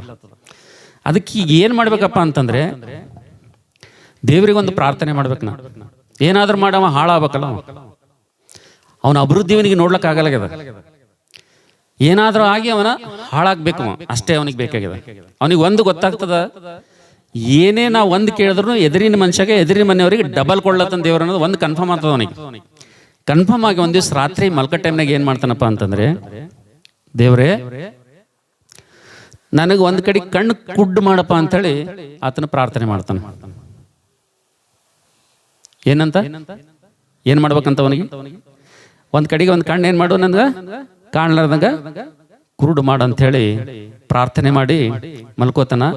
ಇನ್ನೇನ್ ಬೆಳಿಗ್ಗೆ ಎದ್ದು ಇನ್ನೇನು ಆ ಮನೆ ಪರಿಸ್ಥಿತಿ ನೋಡ್ಬೇಕು, ಅವ್ರಿಗೆ ಏನ್ ಮಾಡ್ಯಾನ ದೇವ್ರು ನೋಡ್ಬೇಕು. ನನಗೆ ಒಂದು ಕಣ್ಣು ಕುಡ್ ಮಾಡ ಅಂತ ಕೇಳಿದ್ರೆ ಆ ಮನೆಗಿದ್ದವ್ರಿಗೆ 2 ಕಣ್ಣು ಕುಡ್ ಮಾಡ್ತಾನೆ ದೇವ್ರು ಅಂತೇಳಿ ಅವ ಪ್ರಾರ್ಥನೆ ಮಾಡಿ ಮಲ್ಕೋತಾನ. ಬೆಳಗ್ಗೆ ಎದ್ದ ತಕ್ಷಣ ಎದುರು ಮನೆಯವನಿಗೆ ನೋಡ್ಬೇಕಂತಾನ ಅವನು 2 ಕಣ್ಣುಗಳು ಕುಡ್ಡಾಗ ಹೋಗಿರ್ತವ್ರೆ. ನನ್ನ ಪ್ರೀತಿ ದೇವ್ರ ಮಕ್ಕಳೇ, ಈ ನೀತಿ ಕಥೆಯಿಂದ ನಾವು ಏನ್ ತಿಳ್ಕೊಳ್ತೀವಪ್ಪ ಅಂತಂದ್ರೆ, ಈ ಲೋಕದಲ್ಲಿ ಮನೆಯಲ್ಲಿ ಸಮಾಧಾನ ಕೆಡಿಸುವುದು, ಕುಟುಂಬದಲ್ಲಿ ಸಮಾಧಾನ ಕೆಡಿಸುವುದು, ಮನೆಗೆ ವಿರೋಧವಾಗಿ ಕಾರ್ಯ ಮಾಡುವಂಥದ್ದು ಕೇವಲ ಸೈತಾನನ ಮಾತ್ರ ಅಲ್ಲ, ಮನುಷ್ಯರು ಅನೇಕ ಕುಯಿತಿಗಳನ್ನು ಮಾಡ್ತಾರೆ ಅಂತೇಳಿ. ಒಂದು ಮನೆಯಲ್ಲಿರುವಂಥ ಸಮಾಧಾನ ಕೆಡಿಸ್ಬೇಕಪ್ಪ ಅಂತಂದ್ರೆ, ಒಂದು ಮನೆಯಲ್ಲಿರುವಂಥ ನೆಮ್ಮದಿ ಕೆಡಿಸ್ಬೇಕಪ್ಪ ಅಂತಂದ್ರೆ, ಇವತ್ತು ಶತ್ರು ಆಗಿರುವಂಥ ಸೈತಾನನು ಆತನ ಅನೇಕ ಪ್ರಯತ್ನಗಳನ್ನು ಮಾಡಿದ್ರು ಕೂಡ ಇವತ್ತು ಮನುಷ್ಯರು ಕೂಡ ಅನೇಕ ಪ್ರಯತ್ನಗಳನ್ನು ಮಾಡಿ ಏನ್ ಮಾಡ್ತಾರಪ್ಪ ಅಂತಂದ್ರೆ, ಇವತ್ತು ಮನೆಯಲ್ಲಿರುವಂಥ ಸಮಾಧಾನ ಕೆಡಿಸ್ಬೇಕಂತೇಳಿ ಅನೇಕ ಮನುಷ್ಯರು ಕೈ ಚಳಕದ ಮೂಲಕವಾಗಿ, ಮಾಟ ಮಂತ್ರದ ಮೂಲಕವಾಗಿ, ಯಾವುದೋ ಒಂದು ರೀತಿಯಿಂದ ಅನೇಕ ಕುಟುಂಬಗಳನ್ನು ಮನೆಗಳನ್ನು ಹಾಳು ಮಾಡ್ಬೇಕೆಂಬುದಕ್ಕೆ ಪ್ರಯತ್ನ ಮಾಡಿದ್ರು ಕೂಡ ನಾವು ನೋಡ್ತೇವೆ ದೇವ್ರ ವಾಕ್ಯದಲ್ಲಿ ಮೊಟ್ಟ ಮೊದಲನೇ ಮನೆ ಯಾವುದಪ್ಪ ಅಂತಂದ್ರೆ, ನಿನ್ನ ಗುಡಾರದ ಸಮೀಪಕ್ಕೆ ಯಾವ ಅಪಾಯ ಕೂಡ ಬರುವುದಿಲ್ಲ ಎಂಬುದಾಗಿ ದೇವರು ಇಲ್ಲಿ ಹೇಳ್ತಾ ಇದ್ದೇನೆ. ಕೀರ್ತನೆ 91ನೇ ಅಧ್ಯಾಯದಲ್ಲಿ 10ನೇ ವಚನದಲ್ಲಿ ದೇವರು ವಾಗ್ದಾನ ಮಾಡ್ತಾ ಇದ್ದೇನೆ, ನಿನ್ನ ಗುಡಾರಕ್ಕೆ ಯಾವ ಅಪಾಯ ಕೂಡ ಏನಾಗಿಲ್ಲ ಅಂತ ತಟ್ಟಂಗಿಲ್ಲ ಅಂತೇಳಿ ದೇವರು ವಾಗ್ದಾನ ಮಾಡ್ತಾ ಇದ್ದೇನೆ. ಮೊದಲನೇದಾಗಿ ಈ ಮನೆ ಯಾವ ಮನೆ ಎಂಬುದಾಗಿ ನೋಡ್ತಾ ಇದು ಕ್ಷೇಮಕರವಾದಂತ ಮನೆ ಎಂಬುದಾಗಿ ನೋಡ್ತೀವಿ ಅಂತೇಳಿ. ಹಲ್ಲೆಲೂಯಾ. ಯಾವ ಮನೆ ಇದು? ಕ್ಷೇಮಕರವಾಗಿರುವಂತ ಮನೆ, ಇದು ಆರೋಗ್ಯಕರವಾಗಿರುವಂತ ಮನೆ, ಇದು ಭದ್ರತೆ ಹೊಂದಿರುವಂತ ಮನೆ, ಇದು ದೇವರಿಂದ ಸಂರಕ್ಷಣೆ ಹೊಂದಿರುವಂತ ಮನೆ ಆಗಿರೋದ್ರಿಂದ ನಾವು ನೋಡ್ತೇವೆ ಈ ಮನೆಗೆ ವಿರೋಧವಾಗಿ ಸೈತಾನನಾಗಲಿ, ಶತ್ರು ಆಗಲಿ, ಮನುಷ್ಯರಾಗಲಿ ಎಷ್ಟೇ ಕಪಟೋಪಾಯ ಮಾಡಿದ್ರು ಕೂಡ ನಾವು ನೋಡ್ತೇವೆ ದೇವರು ಈ ಕುಟುಂಬಕ್ಕೆ, ಮನೆಗೆ ಸಂರಕ್ಷಣೆ ಆಗಿರೋದ್ರಿಂದ, ದೇವರೇ ಕಾಪಾಡೋನಾಗಿದ್ದರಿಂದ ದೇವರು ನಾವು ನೋಡ್ತೇವೆ ಅದ್ಭುತವಾದ ರೀತಿಯಿಂದ ಈ ಮನೆಯನ್ನು ಕ್ಷೇಮಕರವಾದಂತ ಮನೆಯಾಗಿ ಮಾಡಿದ್ದೇನೆ ಎಂಬುದಾಗಿ ದೇವರು ವಾಕ್ಯ ನೋಡ್ತೀವಿ ಅಂತ ಹೇಳಿ. Hallelujah, hallelujah. ಎರಡನೇದಾಗಿ ನಾವು ನೋಡ್ತೇವೆ ಒಂದು ಮನೆ ಗುರುತೇನಪ್ಪ ಅಂತಂದ್ರೆ, ಮೊದಲನೇದಾಗಿ ಈ ಮನೆ ಕ್ಷೇಮಕರವಾದಂತ ಮನೆ. ದೇವ್ರು ಮಾಡಿದಂತ ಮನೆ. ಎರಡನೇದಾಗಿ ಇನ್ನೊಂದು ಯಾವ ಮನೆಯಪ್ಪ ಅಂತಂದ್ರೆ, ಈ ಮನೆ ಇನ್ನೊಂದು ಗುರುತು ಏನಿರ್ಬೇಕಪ್ಪ ಅಂತಂದ್ರೆ, ಆದಿಕಾಂಡ 18ನೇ ಅಧ್ಯಾಯ 1ನೇ ವಚನ ಓದಮ್ಮ ದಯವಿಟ್ಟು. ಆದಿಕಾಂಡ 18ನೇ ಅಧ್ಯಾಯ 1ನೇ ವಚನ ದಯವಿಟ್ಟು ಓದಮ್ಮ. ಅಬ್ರಹಾಮನು ಮಧ್ಯಾಹ್ನದಲ್ಲಿ ಮಮ್ರೆಯ ತೋಪಿನ ತನ್ನ ಗುಡಾರದ ಬಾಗಿಲಲ್ಲಿ ಕೂತಿರುವಾಗ ಯೆಹೋವನವನಿಗೆ ದರ್ಶನ ಕೊಟ್ಟನು. ಹೇಗೆಂದರೆ ಅಬ್ರಹಾಮನು ಕಣ್ಣೆತ್ತಿ ನೋಡಲು ಅವನ ಎದುರಿನಲ್ಲಿ ಯಾರೋ 3 ಮಂದಿ ಪುರುಷರು ನಿಂತಿದ್ದರು. ಕೂಡಲೇ ಅವರನ್ನು ಎದುರುಗೊಳ್ಳುವುದಕ್ಕೆ ಅವನು ಗುಡಾರದ ಬಾಗಿಲಿಂದ ಓಡಿ ಹೋಗಿ ಬೊಗ್ಗಿ ನಮಸ್ಕರಿಸಿ ಸ್ವಾಮಿ ದಯವಿರಲಿ, ದಾಸನ ಬಳಿಗೆ ದಾಸನ ಒಂದು ಬಳಿಗೆ ದಯ ಮಾಡದೆ ಮುಂದೆ ಹೋಗಬೇಡಿರಿ. ನೀವು ದಾಸನಿರುವ ಸ್ಥಳದ ಹತ್ತಿರ ಹಾದು ಹೋಗುತ್ತೀರಲ್ಲ, ನೀರು ತರಿಸಿಕೊಡುತ್ತೇನೆ. ನಿಮ್ಮ ಕಾಲುಗಳನ್ನು ತೊಳೆದುಕೊಂಡು ಮರದ ನೆರಳಿನಲ್ಲಿ ವಿಶ್ರಮಿಸಿಕೊಳ್ಳಿರಿ. ಸ್ವಲ್ಪ ಆಹಾರ ತರುತ್ತೇನೆ. ಊಟವಾದ ಮೇಲೆ ನೀವು ಮುಂದಕ್ಕೆ ಪ್ರಯಾಣ ಬೆಳೆಸಬಹುದು. ಹಲ್ಲೆಲೂಯಾ. ನಾವು ನೋಡ್ತೇವೆ ಎರಡನೇದಾಗಿ ಈ ಮನೆ ಗುರುತೇನಪ್ಪ ಅಂತಂದ್ರೆ, ಎರಡನೇದಾಗಿ ಮನೆ ಯಾವ ಮನೆಯಪ್ಪ ಅಂತಂದ್ರೆ ಅತಿಥಿ ಸತ್ಕಾರ ಮಾಡುವಂತ ಮನೆಯಾಗಿದೆ ಎಂಬುದಾಗಿ ನೋಡ್ತಾ ಇದೀವಿ ಅಂತ ಹೇಳಿರಿ. ಹಲ್ಲೆಲೂಯಾ. ನಾವು ನೋಡ್ತೇವೆ ನನ್ನ ಪ್ರೀತಿ ದೇವರ ಮಕ್ಕಳೇ, ಈ ಲೋಕದಲ್ಲಿ ಅನೇಕ ಮನೆಗಳಿದ್ರು ಕೂಡ, ಅನೇಕ ಕುಟುಂಬಗಳಿದ್ರು ಕೂಡ ನಾವು ನೋಡ್ತೇವೆ ಒಂದು ಮನೆಗೆ ಒಂದು ಗುರುತಿರ್ಬೇಕಪ್ಪ ಅಂತಂದ್ರೆ, ಒಂದು ಮನೆ ಗುರುತಿಸಲ್ಪಡಬೇಕಪ್ಪ ಅಂದ್ರೆ ಆ ಮನೆಯ ಒಂದು ಸ್ವಭಾವ, ಆ ಮನೆಯ ಒಂದು ಗುಣಲಕ್ಷಣ ಏನಿರಬೇಕೆಂಬುದಾಗಿ ನೋಡುತ್ತಾ ಸಂದರ್ಭದಲ್ಲಿ ದೇವರ ವಾಕ್ಯದಲ್ಲಿ ಆ ಮನೆಯ ಗುರುತು ಏನಿರ್ಬೇಕಂದ್ರೆ ಅತಿಥಿ ಸತ್ಕಾರ ಮಾಡುವಂತ ಗುಣ ಮನೆಯಲ್ಲಿ ಇರ್ಬೇಕಂತ ಹೇಳಿರಿ. ಹಲ್ಲೆಲೂಯಾ. ನಾವು ನೋಡ್ತೇವೆ ಅಬ್ರಹಾಮನು ಮಧ್ಯಾಹ್ನ ಕಾಲದಲ್ಲಿ ತನ್ನ ಮನೆ ಬಾಗಿಲಿನಲ್ಲಿ ಕೂತ್ಕೊಂಡಂತ ಸಂದರ್ಭದಲ್ಲಿ ಯಾರೋ 3 ಜನ ಹೋಗುವಂತ ಸಂದರ್ಭದಲ್ಲಿ ಅವರನ್ನು ಯಾವ ರೀತಿಗೆ ಸತ್ಕರಿಸ್ತಾನಪ್ಪ ಅಂತಂದ್ರೆ, ಯಾವ ರೀತಿಗೆ ಅವರನ್ನು ಉಪಚರಿಸ್ತಾನಪ್ಪ ಅಂತಂದ್ರೆ, ಸ್ವಾಮಿಗಳೇ ನಿಮ್ಮ ದಾಸನಿರುವಂತ ಸ್ಥಳದಿಂದ ನೀವು ಮುಂದೆ ಹೋಗ್ತಾ ಇದ್ದೀರಿ, ದಯವಿಟ್ಟು ನೀವು ಮುಂದೆ ಹೋಗ್ಬೇಡ್ರಿ, ನೀವು ಸ್ವಲ್ಪ ನನ್ನ ಹತ್ರ ಬನ್ರಿ, ನಾನು ನೀರು ತರ್ತೇನೆ, ನಿಮ್ಮ ಕಾಲುಗಳನ್ನು ತೊಳ್ಕೊಂಡು ಈ ನೆರಳಲ್ಲಿ ಕೂತ್ಕೊಳ್ರಿ, ನಾನು ಸ್ವಲ್ಪ ಆಹಾರ ತರ್ತೇನೆ, ನೀವು ಆಹಾರವನ್ನು ತಿಂದು ನಿಮ್ಮ ಪ್ರಯಾಣವನ್ನು ಮುಂದೆ ಬೆಳೆಸ್ರಿ ಎಂಬುದಾಗಿ ಅಬ್ರಹಾಮನಲ್ಲಿ ಎಂತ ಅತಿಥಿ ಸತ್ಕಾರ ಮಾಡುವಂತ ಮನಸ್ಸಿತ್ತು ನೋಡ್ರಿ. ಪ್ರೀತಿ ದೇವ್ರ ಮಕ್ಕಳೇ, ಇವತ್ತು ನಮ್ಮ ಮನೆಗೆ ಯಾರೇ ಬಂದ್ರು ಕೂಡ, ಅವರು ನಮ್ಮ ಸ್ನೇಹಿತರು ಬರಲಿ, ನಮ್ಮ ಪರಿಚಯಸ್ಥರು ಬರಲಿ, ನಮ್ಮ ರಕ್ತ ಸಂಬಂಧಿಕರು ಬರಲಿ, ನಮ್ಮ ವಿರೋಧಿಗಳು ಬರಲಿ, ಇವತ್ತು ಯಾರೇ ಬಂದ್ರು ಕೂಡ ಇವತ್ತು ನಮ್ಮ ಮನೆಗೊಂದು ಗುರುತು ಅಂತಕ್ಕಂಥದ್ದಿರ್ಬೇಕು. ಏನಪ್ಪಾ ಅಂತಂದ್ರೆ ನಾವು ನೋಡ್ತೇವೆ ಬಂದ ತಕ್ಷಣ ಅವ್ರು ಯಾರೇ ಇದ್ರು ಕೂಡ ಒಂದು ಗ್ಲಾಸ್ ನೀರನ್ನಾದ್ರೂ ಅವ್ರಿಗೆ ಕೊಡ್ಬೇಕಂತ ಹೇಳಿ. ಹಲ್ಲೆಲೂಯಾ. ಎಷ್ಟೋ ಜನ ಮನೆಗೆ ಬಂದ್ರು ಸರಿಯಾಗಿ ಮಾತಾಡಂಗಿಲ್ಲ. ಆದ್ರೆ ನಾವು ನೋಡ್ತೇವೆ ಇವತ್ತು ನಮ್ಮ ಕುಟುಂಬ ಕ್ಷೇಮಕರವಾಗಿರ್ಬೇಕಪ್ಪ ಅಂತಂದ್ರೆ, ನಾವು ಕಟ್ಟಿದಂತ ಮನೆ ಅದು ಆರೋಗ್ಯಕರವಾಗಿರ್ಬೇಕಪ್ಪ ಅಂತಂದ್ರೆ, ಈ ಮನೆ ಸಂರಕ್ಷಿಸಲ್ಪಡ್ಬೇಕಪ್ಪ ಅಂತಂದ್ರೆ, ಈ ಮನೆಗೊಂದು ಗುರುತಿರ್ಬೇಕಪ್ಪ ಅಂತಂದ್ರೆ, ಎರಡನೇದಾಗಿ ಮನೆಗೆ ಏನ್ ಗುರುತಿರ್ಬೇಕಪ್ಪ ಅಂತಂದ್ರೆ ಆ ಮನೆಯಲ್ಲಿ ಅತಿಥಿ ಸತ್ಕಾರ ಮಾಡುವಂತ ಅಭ್ಯಾಸ ಪ್ರತಿಯೊಬ್ಬರಿಗೆ ಇರಬೇಕೆಂಬುದಾಗಿ ದೇವರ ವಾಕ್ಯದಲ್ಲಿ ನೋಡ್ತೀವಿ ಅಂತ ಹೇಳಿ. ಹಲ್ಲೆಲೂಯಾ. ನಾವು ನೋಡ್ತೇವೆ ನನ್ನ ಪ್ರೀತಿ ದೇವರ ಮಕ್ಕಳೇ, ಅತಿಥಿ ಸತ್ಕಾರ ಮಾಡೋದ್ರಲ್ಲಿ, ನಮಗಿರುವುದನ್ನು ಇನ್ನೊಬ್ಬರ ಜೊತೆ ಹಂಚಿ ತಿಂದುಕೊಳ್ಳುವುದರಲ್ಲಿ, ಇವತ್ತು ಇನ್ನೊಬ್ಬರಿಗೆ ಸಹಾಯ ಮಾಡೋದ್ರಲ್ಲಿ ಎಷ್ಟು ದೊಡ್ಡ ಆಶೀರ್ವಾದ ಅಡಗಿದೆಯಪ್ಪ ಅಂತಂದ್ರೆ ನನ್ನ ಪ್ರೀತಿ ದೇವರ ಮಕ್ಕಳೇ, ಯಾರು ಅತಿಥಿ ಸತ್ಕಾರ ಮಾಡ್ತಾರೋ ಅವ್ರಿಗೆ ಮಾತ್ರ ಅದು ಗೊತ್ತಾಗ್ತದೆ ಅಂತ ಹೇಳಿದ್ರೆ. ಹಲ್ಲೆಲೂಯಾ. ಇಲ್ಲಿ ಅಬ್ರಹಾಮನ್ ನೋಡ್ತೇವೆ, ಆತನ ಜೀವಿತದಲ್ಲಿ ಎಷ್ಟೋ ಭಯಂಕರವಾದಂತ ಕಷ್ಟ ಇತ್ತು. ಇಬ್ರು ಗಂಡ ಹೆಂಡತಿ ಮುದುಕ ಹೋಗಿದ್ದಾರೆ, ವಯಸ್ಸು ಮೀರಿ ಹೋಗಿದೆ, ಅವರಿಗೆ ಸಂತಾನ ಇಲ್ಲ. ಅದನ್ನ ನೋಡ್ತೇವೆ ಅವ್ರು ಎಂತ ದೊಡ್ಡ ಆಶೀರ್ವಾದ ಪಡ್ಕೊಂಡ್ರಪ್ಪ ಅಂತಂದ್ರೆ, ಎಷ್ಟು ದೊಡ್ಡ ಒಂದು ಆಶೀರ್ವಾದ ಪಡ್ಕೊಂಡ್ರಪ್ಪ ಅಂತಂದ್ರೆ, ಕೇವಲ 3 ಜನ ರೋಡಿಗೆ ಹೋಗುವಂತವ್ರಿಗೆ, ಬೀದಿಯಲ್ಲಿ ಹೋಗುವಂತವ್ರಿಗೆ ಅವರು ಕರೆದು ಅತಿಥಿ ಸತ್ಕಾರ ಮಾಡಿದ್ದರಿಂದ ಅಬ್ರಹಾಮನು ಎಂತ ದೊಡ್ಡ ಆಶೀರ್ವಾದ ಪಡ್ಕೊಂಡನಪ್ಪ ಅಂತಂದ್ರೆ ನಾವು ನೋಡ್ತೇವೆ. ಆತನು ಅತಿಥಿ ಸತ್ಕಾರ ಮಾಡಿದ ಮೇಲೆ ದೇವರು ಆತನಲ್ಲಿರುವಂತಹ ಅತಿಥಿ ಸತ್ಕಾರವನ್ನು ನೋಡಿ ಇನ್ನೊಬ್ಬರಿಗೆ ಗೌರವಿಸೋದನ್ನು, ಇನ್ನೊಬ್ಬರಿಗೆ ಪ್ರೀತಿ ಮಾಡೋದನ್ನು, ತನಗಿರುವಂತದ್ದನ್ನು ಒಂದು ಬೀದಿಲಿ ಹೋಗುವಂತವ್ರ ಜೊತೆ ಹಂಚಿ ತಿನ್ನುವುದನ್ನು ಯಾವಾಗ ದೇವರು ಅಬ್ರಹಾಮನ ಜೀವಿತವನ್ನು ನೋಡಿದನು, ಅವಾಗ ದೇವರು ಅಬ್ರಹಾಮನನ್ನು ಕರೆದು ಏನ್ ಮಾಡ್ತಾನಂದ್ರೆ, ಅಬ್ರಹಾಮನೇ ನೀನು ಆಕಾಶದಲ್ಲಿರುವಂತ ನಕ್ಷತ್ರಗಳು ನಿನ್ನ ಕೈಲಿಂದ ಎಣಿಸ್ಲಕ್ಕ ಆಗ್ತಂದ್ರೆ ನೀನು ಎಣಸು, ಸಮುದ್ರದಲ್ಲಿರುವಂತ ಉಸುಬನ್ನು ನೀನು ಎಣಿಸ್ತಪ್ಪ ಅಂದ್ರೆ ನಿನ್ನ ಕೈಲಾಗ್ತದಪ್ಪ ಅಂದ್ರೆ ಎಣಸು. ಆದರೆ ನಾನು ಕೊಡುವಂತ ಆಶೀರ್ವಾದ ನಿನಗೆ ಹೆಂಗಿರ್ತದಪ್ಪ ಅಂತಂದ್ರೆ, ಆಕಾಶದಲ್ಲಿರುವಂತ ನಕ್ಷತ್ರಗಳಿಂತಲೂ ಮತ್ತು ಭೂಮಿ ಮೇಲೆ ಇರುವಂತ ಈ ಸಮುದ್ರದಲ್ಲಿರುವಂತ ಮರಳಿಗಿಂತಲೂ ನಿನ್ನ ಸಂತಾನವನ್ನು ಅಷ್ಟು ಹೆಚ್ಚು ಮಾಡ್ತೀನಿ ಎಂಬುದಾಗಿ ದೇವರು ಆತನಿಗೆ ವಾಗ್ದಾನ ಕೊಡ್ತಾನೆ ಅಂತ ಹೇಳಿರಿ. ಹಲ್ಲೆಲೂಯಾ. ದೇವ್ರಿ ಮಾತು ಹೇಳಿದಂತ ಸಂದರ್ಭದಲ್ಲಿ ಸಾರಾ ಗುಡಾರದಾಗಿದ್ದು ನಗ್ತಾಳ, ಸ್ವಾಮಿ ನನಗೆ ಈಗ 90 ವರ್ಷ ಆಗ್ಯದ. ಎಷ್ಟಾಗ್ಯದ? ನನಗೆ 90 ಆಗ್ಯದ. ನನ್ನ ಯಜಮಾನಿಗೆ ಎಷ್ಟಾಗ್ಯದ ಈಗ? 100 ಸನಿ ಬಂದದ. ಈಗ ನಮಗೆ ಹೆಂಗ ಮಕ್ಕಳ ಆತಪ್ಪ ಸ್ವಾಮಿ ಅಂತೇಳಿ ಆಕೆ ನಗ್ತಾಳ. ಅವಾಗ ದೇವ್ರು ಒಂದು ಮಾತು ಹೇಳ್ತಾನ, ಅಮ್ಮ ನನಗೆ ಅಸಾಧ್ಯವಾದದುಂಟು ಎಂಬುದಾಗಿ ಆಕೆಗೆ ಒಂದು ಪ್ರಶ್ನೆ ಕೇಳ್ತಾನೆ ದೇವ್ರು. ಹಲ್ಲೆಲೂಯಾ. ದೇವ್ರಿಗೆ ಅಸಾಧ್ಯವಾದದ್ದು ಯಾವ್ದು ಅದರಿ? ನಾವು ನೋಡ್ತೇವೆ ನನ್ನ ಪ್ರೀತಿ ದೇವರ ಮಕ್ಕಳೇ, ದೇವರು ಶೂನ್ಯದಿಂದ ಆತನು ಸಮಸ್ತವನ್ನು ಉಂಟು ಮಾಡಿದಂಥ ದೇವರಾಗಿದ್ದಾನೆ. ಕೇವಲ ಬಾಯಿ ಮಾತಿನಿಂದ ಇಡೀ ಬ್ರಹ್ಮಾಂಡವನ್ನು ಸೃಷ್ಟಿ ಮಾಡಿದಂಥ ದೇವರಾಗಿದ್ದಾನೆ ಅಂತೇಳಿ ನಾವು ನೋಡ್ತೇವೆ. ಇಡೀ ಲೋಕವನ್ನು ಸೃಷ್ಟಿ ಮಾಡಿದಂಥ ದೇವರಿಗೆ ಅಸಾಧ್ಯವಾದದಂತೂ ಯಾವುದೂ ಇಲ್ಲ. ನಾವು ನೋಡ್ತೇವೆ ಅಂತ ಸರ್ವಶಕ್ತನಂತ ದೇವರಿಂದ ಆಶೀರ್ವಾದ ಅಬ್ರಹಾಮನಿಗೆ ಯಾವ ರೀತಿ ಪಡ್ಕೊಂಡನಪ್ಪ ಅಂತಂದ್ರೆ, ಇವತ್ತು ಭೂಮಿ ಮೇಲೆ ಏನಾದರೂ ಇವತ್ತು ಡಾಮಿನೇಟ್ ಯಾವ್ದಾದ್ರು ಸಂತಾನ ಮಾಡ್ತಾ ಇದೆಯಪ್ಪ ಅಂತಂದ್ರೆ, ಎರಡೆರಡು ಸಂತಾನ ಭೂಮಿ ಮೇಲೆ ಇವತ್ತು ಡಾಮಿನೇಟ್ ಆಗಿ ರಾಜಕೀಯ ಮಾಡ್ತಾ ಇದಾರೆ ಅಂತೇಳಿ. ಹಲ್ಲೆಲೂಯಾ. ಒಂದು ಅಬ್ರಹಾಮನ ಹೊಟ್ಟೆಯಿಂದ ಬಂದಂತ ಇಸ್ಮಾಯಿಲನ ಸಂತತಿ ಇವತ್ತು 57 ಮುಸ್ಲಿಂ ರಾಷ್ಟ್ರಗಳನ್ನು ಇವರು ರಾಜರಂತೆ ಆಳ್ತಾ ಇದ್ದಾರೆ ಅಂತೇಳಿ. ಹಲ್ಲೆಲೂಯಾ. ಇನ್ನೊಬ್ಬ ಮಗ ಅಬ್ರಹಾಮನ ಮಗ ಇಸಾಕ, ಇಡೀ ಇಸ್ರಾಯೇಲ್ ಅನ್ನು ಅಂತಕ್ಕಂಥ ಪ್ರಾಂತದಲ್ಲಿ ಇಸಾಕನ ಒಂದು ಸಂತತಿ ತುಂಬಿಕೊಂಡಿದೆ. ಇವತ್ತಿಬ್ರು ಅಣ್ಣ ತಮ್ಮಂದ್ರು ಏನ್ ಮಾಡ್ತಾ ಇದ್ದಾರೆ ಅಂದ್ರೆ, ಒಂದೇ ಒಂದು ಸ್ಥಳಕ್ಕಾಗಿ ಇವತ್ತು ಕಾದಾಡ್ತಾ ಇದ್ದಾರೆ ಅಂತೇಳಿ. ಹಲ್ಲೆಲೂಯಾ. ನಾವು ನೋಡ್ತೇವೆ ನನ್ನ ಪ್ರೀತಿ ದೇವರ ಮಕ್ಕಳೇ, ಎಂತ ದೊಡ್ಡ ಆಶೀರ್ವಾದ ಅಬ್ರಹಾಮನ್ ಪಡ್ಕೊಂಡನಪ್ಪ ಅಂತಂದ್ರೆ, ಕೇವಲ ಅತಿಥಿ ಸತ್ಕಾರ ಮಾಡಿದ್ರಿಂದ ಇಲ್ಲಿ ತನಕ ಭೂಮಿ ಮೇಲೆ ನಾವು ನೋಡ್ತಿದ್ದೇವೆ ಇಸ್ಮಾಯಿಲರ ಸಂತತಿಯು, ಇಸಾಕನ ಸಂತತಿ ಇವತ್ತು ಭೂಮಿ ಮೇಲೆ ಬಹಳಷ್ಟು ಡಾಮಿನೇಟ್ ಆಗಿ ಅವರು ರಾಜ್ಯವನ್ನು ಆಳ್ತಾ ಇದ್ದಾರೆ. ಇತ್ತೀಚೆಗೆ ನೀವು ಟಿವಿ ನೋಡಿದಾದ್ರೆ, ಮೊನ್ನೆ ತಾನೇ 3 ತಿಂಗಳು ಇಸ್ರಾಯೇಲ್ರು ಎಷ್ಟೋ ಯುದ್ಧ ಮಾಡಿದ್ದಾರೆ, ಸೋತ್ ಹೋಗಿಲ್ಲ ಅವರು. ಮತ್ತೆ ನಿನ್ನೆಯಿಂದ ಸ್ಟಾರ್ಟ್ ಆಗಿದೆ, ಇರಾನ್ ಮೇಲೆ ಅವ್ರು ಯುದ್ಧ ಸ್ಟಾರ್ಟ್ ಮಾಡಿದ್ದಾರೆ ಅಂತೇಳಿ. ಅಂದ್ರೆ ಅವ್ರಿಗೆ ಎಲ್ಲಿಂದ ಬಂತಿದ್ದು ಬಲ, ಎಲ್ಲಿಂದ ಬಂದ ಶಕ್ತಿ? 16 ಸೆಕೆಂಡ್ನಲ್ಲಿ 36 ಒಂದು ರಾಕೆಟ್ಗಳು ಅವ್ರ ಮೇಲೆ ಲಾಂಚ್ ಮಾಡಿದ್ದಾರೆ ಅಂತೇಳಿ. 16 ಸೆಕೆಂಡಲ್ಲಿ 300 ರಾಕೆಟ್ಗಳು ಇಸ್ರೇಲ್ ಮೇಲೆ ಹಾಕಿದ್ರೆ, ಅವರಲ್ಲಿರುವಂತ ಐರನ್ ಡೋಮ್ ಟೆಕ್ನಾಲಜಿ ಹೆಂಗಿದೆಪ್ಪ ಅಂತಂದ್ರೆ, ಇಡೀ ಪ್ರಪಂಚದವರು ಒಂದೇ ಸಲ ಯುದ್ಧಕ್ಕೆ ಬಂದ್ರು ಕೂಡ ಅದನ್ನ ಎದುರಿಸುವಂತ ಶಕ್ತಿ ತಾಕತ್ತು ಯಾರಿಗಿದ್ದಾರೆ?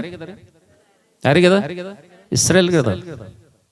1947ರಲ್ಲಿ ಹಿಂಗೆ 6 ದೇಶದವ್ರ ಜೊತೆ ಯುದ್ಧಕ್ಕೆ ಬಂದು 5 ದಿನ ಯುದ್ಧ ಮಾಡ್ತಾರೆ, 6 ದೇಶ ಜನ ಸೇರಿ.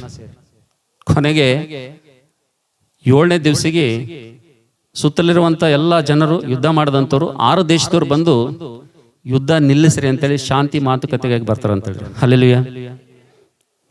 6 ದೇಶದವರು 6 ದಿನನೂ ಕೂಡ ಯುದ್ಧ ಮಾಡ್ಲಿಕ್ಕೆ ಅವ್ರ ಕೈಲಿಂದ ಆಗ್ಲಿಲ್ಲ. ಯಾಕೆ ಆಗ್ಲಿಲ್ಲ ಗೊತ್ತಾ? ಇಸ್ರಾಯೇಲರಿಗೆ ದೇವ್ರು ಕೊಟ್ಟಂತ ಆಶೀರ್ವಾದ ಎಂತದಪ್ಪ ಅಂತಂದ್ರೆ, ಎಷ್ಟೇ ರಾಕೆಟ್ಗಳನ್ನು ಹಾಕ್ರಿ, ಎಷ್ಟೇ ಬಾಂಬ್ಗಳನ್ನು ಹಾಕ್ರಿ, ಏನೇ ಮಾಡ್ರಿ, ಅವರೆಲ್ಲ ಒಂದು ಟೆಕ್ನಾಲಜಿ ಇದೆ, ಐರನ್ ಡೋಮ್ ಅಂತ ಟೆಕ್ನಾಲಜಿ ಇದೆ. ಆಕಾಶದಾಗ ಇನ್ನ ಎಷ್ಟು 15 ಕಿಲೋಮೀಟರ್ ಇರಾಗೆ ಅವು ರಾಕೆಟ್ಗಳಿಗೆ ಏನ್ ಮಾಡ್ತಾವ, ಬೂದಿ ಮಾಡ್ಬಿಡ್ತಾವ ಅಂತೇಳಿ. ನಾವು ನೋಡ್ತೇವೆ ನನ್ನ ಪ್ರೀತಿ ಮಕ್ಕಳೇ, ಅಬ್ರಹಾಮನ ಅತಿಥಿ ಸತ್ಕಾರದಲ್ಲಿ ಎಂತ ದೊಡ್ಡ ಆತನು ಆಶೀರ್ವಾದ ಹೊಂದೋದು ಮಾತ್ರ ಅಲ್ಲದೆ ಆತನ ಸಂತಾನ ಕೂಡ ದೊಡ್ಡ ಆಶೀರ್ವಾದ ಹೊಂದುತ್ತೆ ಅಂತ ಹೇಳಿರಿ. ಹಲ್ಲೆಲೂಯಾ. ಅದಕ್ಕೋಸ್ಕರ ಇಲ್ಲಿ ಸೇರಿ ಬಂದಿರುವಂತ ನಾವೆಲ್ಲರೂ ಕೂಡ ದೇವರಿಂದ ಅದ್ಭುತವಾದಂತಹ ಆಶೀರ್ವಾದಗಳು ನಾವು ಪಡ್ಕೊಳ್ಬೇಕು, ನಮ್ಮ ಸಂತತಿಯವರು ಪಡ್ಕೊಳ್ಬೇಕಪ್ಪ ಅಂತಂದ್ರೆ, ನನ್ನ ಪ್ರೀತಿ ದೇವರ ಮಕ್ಕಳೇ, ನಾವು ಅತಿಥಿ ಸತ್ಕಾರ ಮಾಡೋದನ್ನು ಕಲಿಬೇಕಂತ ಹೇಳಿರಿ. ಹಲ್ಲೆಲೂಯಾ. ಅದಕ್ಕೋಸ್ಕರಾಗಿ ಈ ಮನೆಗೆ ಮೊದಲನೇ ಗುರುತು, ಈ ಮನೆಗೆ ಕ್ಷೇಮಕರವಾದಂತ ಮನೆ, ಸಂರಕ್ಷಿಸಲ್ಪಟ್ಟಂತ ಮನೆ, ದೇವರೇ ಕಾಪಾಡಿ ರಕ್ಷಣೆ ಕೊಟ್ಟಂತ ಈ ಮನೆ. ಎರಡನೇದಾಗಿ ಈ ಮನೆ ಗುರುತೇನಪ್ಪ ಅಂತಂದ್ರೆ, ಅತಿಥಿ ಸತ್ಕಾರ ಮಾಡುವಂತ ಮನೆ. ನಮ್ಮ ಸ್ವಾಮಿ ಯೇಸು ಸ್ವಾಮಿ ಹೇಳಿದರೆ, ನಿಮ್ ಮನೆಗೆ ಬಂದ್ರೆ ಯಾರಿಗಾದ್ರೂ ಒಂದು ಗ್ಲಾಸ್ ನೀರು ಕೊಟ್ರಪ್ಪ ಅಂತಂದ್ರೆ, ಯಾರಿಗಾದ್ರೂ ಒಂದು ಗ್ಲಾಸ್ ನೀರು ಕೊಟ್ರೆ ಅಂದ್ರೆ ನಾನ್ ನಿಮಗೆ ಪ್ರತಿಫಲ ಕೊಡ್ತೇನೆ ಎಂಬುದಾಗಿ ದೇವರು ಹೇಳಿದ್ದೇನೆ ಅಂತೇಳಿ. ಅದಕ್ಕೆ ಹಳ್ಳಿಯಲ್ಲಿ ನೀವು ನೋಡಿದಿರಾ, ನಮ್ಮ ಹಿರಿಯರು ಯಾರೇ ಬರಲಿ ಫಸ್ಟ್ ಏನ್ ಕೊಡ್ತಾರೆ? ಫಸ್ಟ್ ಬಂದಪ್ಲೆ ನೀರು ಕೊಡ್ತಾರೆ ಹಳ್ಳಿದಾಗ. ನಂಬಲ್ಲಿ ಏನ್ ಮಾಡ್ತೀವಿ ಅಂದ್ರೆ, ಈಗ ಯಾವಾಗ ಹೋಗ್ತೀರಿ ಅಂತ ಕೇಳ್ತೀವಿ ನಾವು. ಬಂದಿರ್ ಕರೆದ ಯಾವಾಗ ಹೋಗ್ತೀರಿ ಅಂತ ಕೇಳ್ತೀವಿ ನಾವು. ನಮ್ಮ ಸಿಸ್ಟಮ್ ಹೆಂಗಿದೆ. ಆದರೆ ನನ್ನ ಪ್ರೀತಿ ದೇವ್ರ ಮಕ್ಕಳೇ, ಕಾಲಗಳು ಉರುಳಿದ್ರು ಕೂಡ, ಬದಲಾವಣೆ ಬಂದರೂ ಕೂಡ, ನಾವು ದೇವ್ರ ಮಕ್ಕಳಾಗಿರುವಂಥ ನಮ್ಮ ಜೀವಿತದಲ್ಲಿ ನಮ್ಮ ಮನೆಗೊಂದು ಏನು ಗುರುತಿರ್ಬೇಕಂದ್ರೆ, ಯಾರೇ ಬಂದರೂ ಕೂಡ ಅತಿಥಿ ಸತ್ಕಾರ ಮಾಡುವಂಥ ಹೃದಯ, ಮನಸ್ಸು ನಮ್ಮನ್ನು ನಾವು ಇಟ್ಕೊಳ್ಬೇಕು.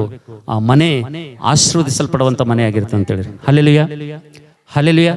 ಕೊನೆಯದಾಗಿ ಇನ್ನೊಂದು ಮನೆ ಕುರಿತು ನಾನು ಹೇಳಿ ನನ್ನ ಸಂದೇಶವನ್ನು ಮುಗಿಸ್ತೇನೆ. ದಯವಿಟ್ಟು ಯಾರಾದರೂ ಓದ್ತೀರಾ? ಯೋಹಾನ್ ಬರೆಸುವ ವಾರ್ತೆ ನೋಡಿ, ದಯವಿಟ್ಟು ಯೋಹಾನ್ ಬರೆಸುವ ವಾರ್ತೆ 2ನೇ ಅಧ್ಯಾಯ 1ನೇ ವಚನ ಓದ್ರಿ.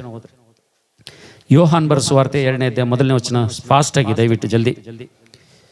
3ನೆಯ ದಿನದಲ್ಲಿ ಗಲಿಲಾಯದ ಗಲಿಲಾಯ ಕಾನಾ ಊರಿನಲ್ಲಿ ಒಂದು ಮದುವೆ ಆಯಿತು. ಯೇಸುವಿನ ತಾಯಿ ಅಲ್ಲಿದ್ದಳು.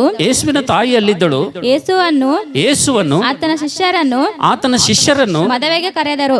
ಸಾಕಮ್ಮ, ಈ ಮಾತೆಲ್ಲರೂ ನಿಮ್ಮ ಮನಸ್ಸಿನಾಗ ಇಟ್ಕೋರಿ. ಅಲ್ಲಿ ಒಂದು ಮದುವೆ ಆಯ್ತು ಕಾನಾ ಊರಿನಲ್ಲಿ.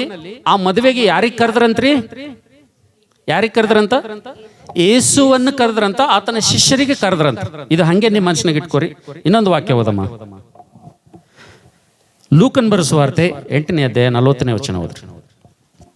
ಲೂಕನ್ ಬರೆದ ಸುವಾರ್ತೆ 8ನೇ 40ನೇ ವಚನ, ಫಾಸ್ಟ್ ಆಗಿ. ಲೂಕ 8:40. 8:40. ಯೇಸು ಹಿಂದಿರುಗಿ ಬಂದಾಗ ಜನರೆಲ್ಲರೂ ಆತನನ್ನು ಕಾದುಕೊಂಡಿದ್ದು ಸಂತೋಷದಿಂದ ಸ್ವೀಕರಿಸಿದರು. ಆಗ ಸಭಾ ಮಂದಿರದ ಅಧಿಕಾರಿಯಾದ ಯಾಯಿರನೆಂಬ ಒಬ್ಬ ಮನುಷ್ಯನು ಬಂದು ಯೇಸುವಿನ ಪಾದಗಳಿಗೆ ಬಿದ್ದನು. ಹೆಚ್ಚು ಕಡಿಮೆ 12 ವರ್ಷದವಳಾದ ಅವನ ಒಬ್ಬಳೆ ಮಗಳು ಸಾಯುವಳಾಗಿದ್ದ ಕಾರಣ ಆತನನ್ನು ನನ್ನ ಮನೆಗೆ ಬರಬೇಕೆಂದು ಬೇಡಿಕೊಂಡನು. ಎಲ್ಲರೂ ಈ ಕಡೆ ನೋಡ್ರಿ. ಹಲ್ಲೆಲೂಯಾ. ಎಲ್ಲರೂ ನನ್ನ ಜೊತೆ ಇದ್ರಿ? ಎಲ್ಲರೂ ಇಲ್ಲೇ ಇದ್ರಿ? ಕೊನೆದಾಗ 5 ನಿಮಿಷ ನಾನು ಮುಗಿಸ್ತೇನೆ.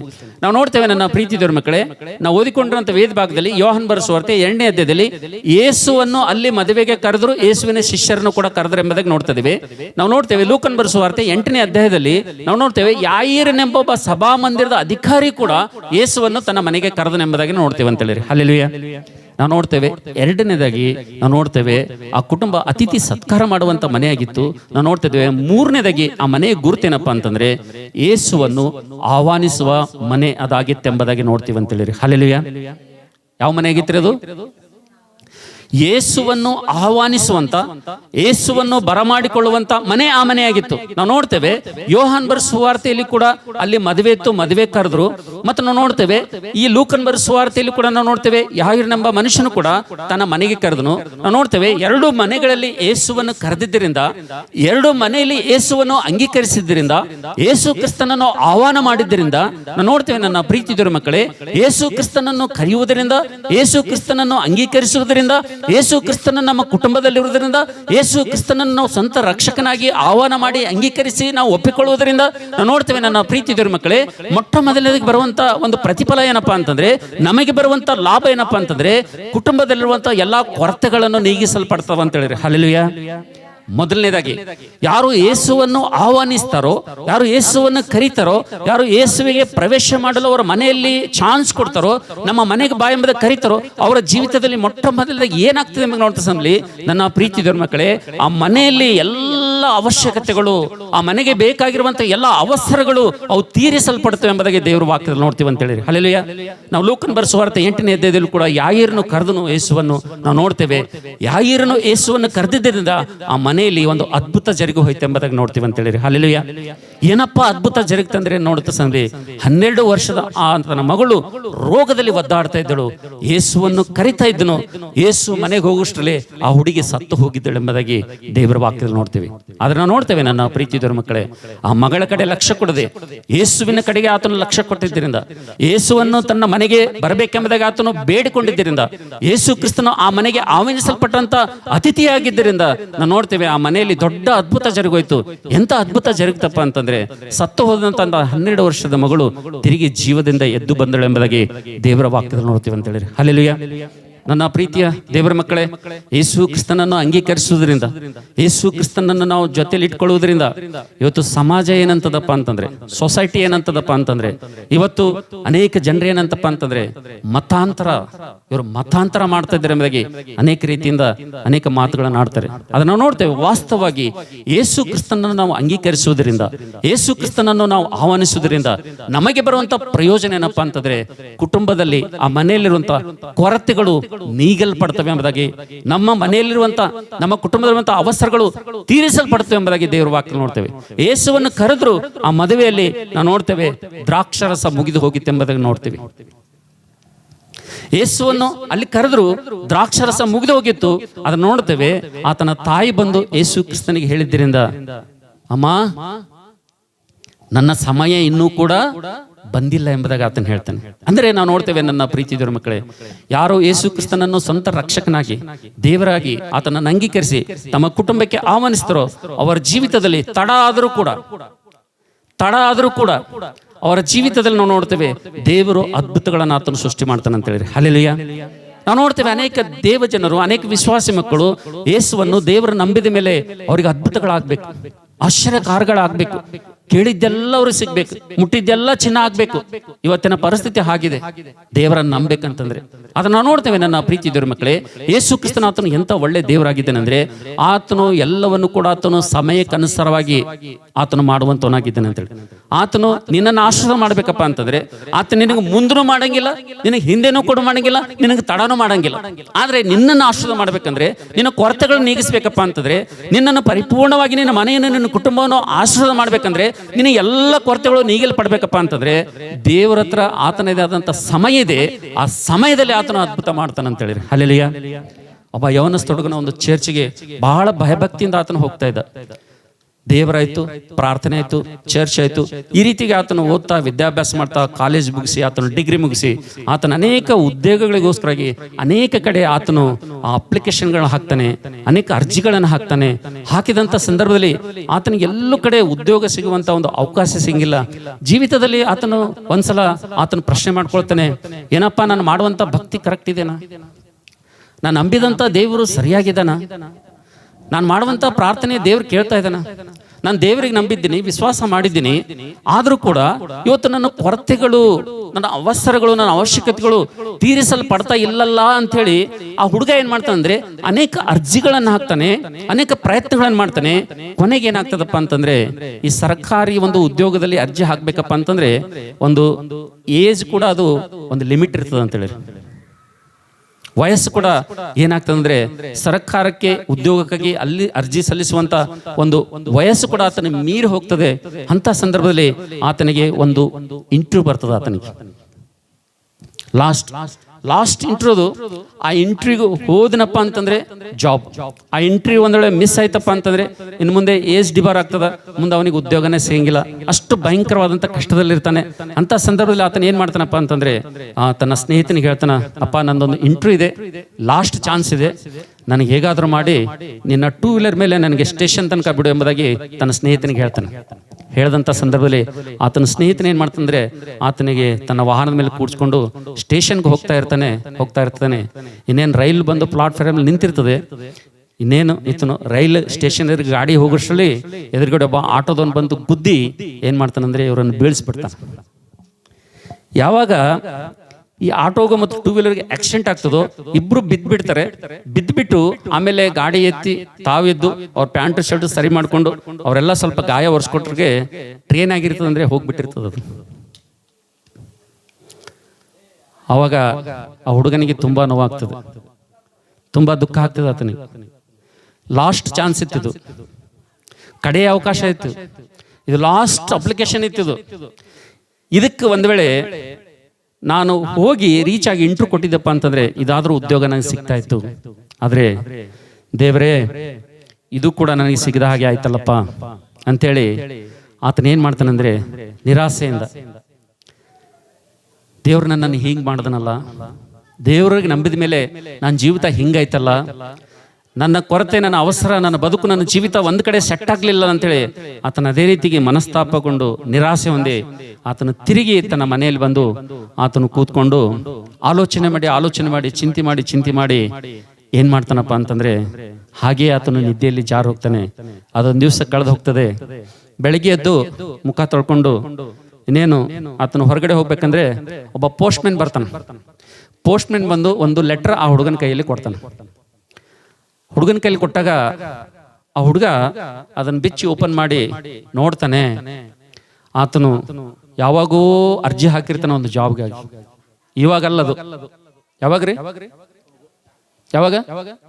ಯಾವಾಗೂ ಅದು ಹಾಕಿದ್ನ ಅವನಿಗೆ ಏನಾಗಿರಲ್ಲ, ನೆನಪಿರಂಗಿಲ್ಲ ಅವನು. ಯಾಕಂದ್ರೆ ಅಂತ ಅರ್ಜಿಗಳು ಬಹಳಷ್ಟು ಹಾಕಿರ್ತಾನ ಅವನಿಗೆ ಒಂದೇ ನೋವು ಇರುತ್ತಂದ್ರೆ ಇದು ಲಾಸ್ಟ್ ಇತ್ತು, ಇದು 15,000 ಸಂಬಳ ಇತ್ತು ಹೋಗಿ ನಾನು ಈ ಡ್ಯೂಟಿಗೆ ಜಾಯ್ನ್ ಆದ್ರೆ ಇದು ಕೂಡ ತಪ್ಪಾಯ್ತಲ್ಲಪ್ಪ, ನನ್ನ ಜೀವಿತ ಮುಗೀತ ಅಂತೇಳಿ ನಿರಾಸೆಯಲ್ಲಿ ಕುಂತ ಸಂದರ್ಭದಲ್ಲಿ ಆತನಿಗೆ ಯಾವುದೋ ಒಂದು ಸಮಯದಲ್ಲಿ ಅರ್ಜಿ ಹಾಕಿರ್ತಾನೆ.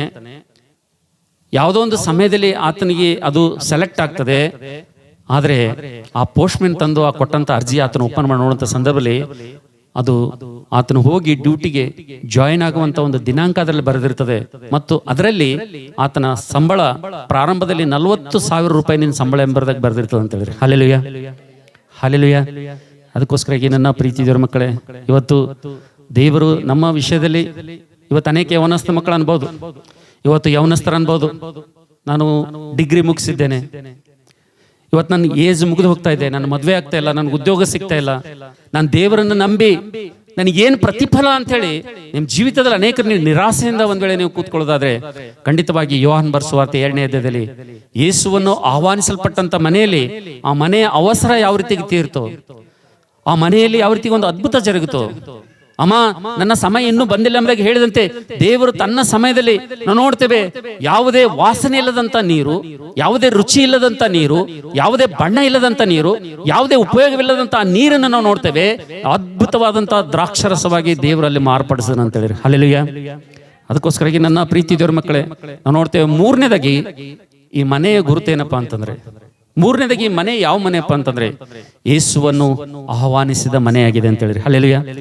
ನಿಮ್ಮ ಮನೆಯಲ್ಲಿ ಕೂಡ ನೀವು ಅಂದ್ಕೊಳ್ತಾ ಇರ್ಬೋದು, ನಮಗೂ ಕೂಡ ಅನೇಕ ಶ್ರಮೆಗಳಿವೆ, ನಮಗೂ ಕೂಡ ಅನೇಕ ಕಷ್ಟಗಳಿವೆ, ಇನ್ನೂ ಕೂಡ ಅನೇಕ ಮಾಡಿದಂಥ ಪ್ರಾರ್ಥನೆಗಳು ಉತ್ತರಗಳು ಸಿಗ್ತಾ ಇಲ್ಲ ಎಂಬುದಾಗಿ, ನಮಗೂ ಅನೇಕ ಮಕ್ಕಳ ಭವಿಷ್ಯತ್ ಕುರಿತು ಚಿಂತೆ ಇದೆ ಅಂತೇಳಿ ನೀವು ಅನ್ಕೊಳ್ತಾ ಇರ್ಬೋದು.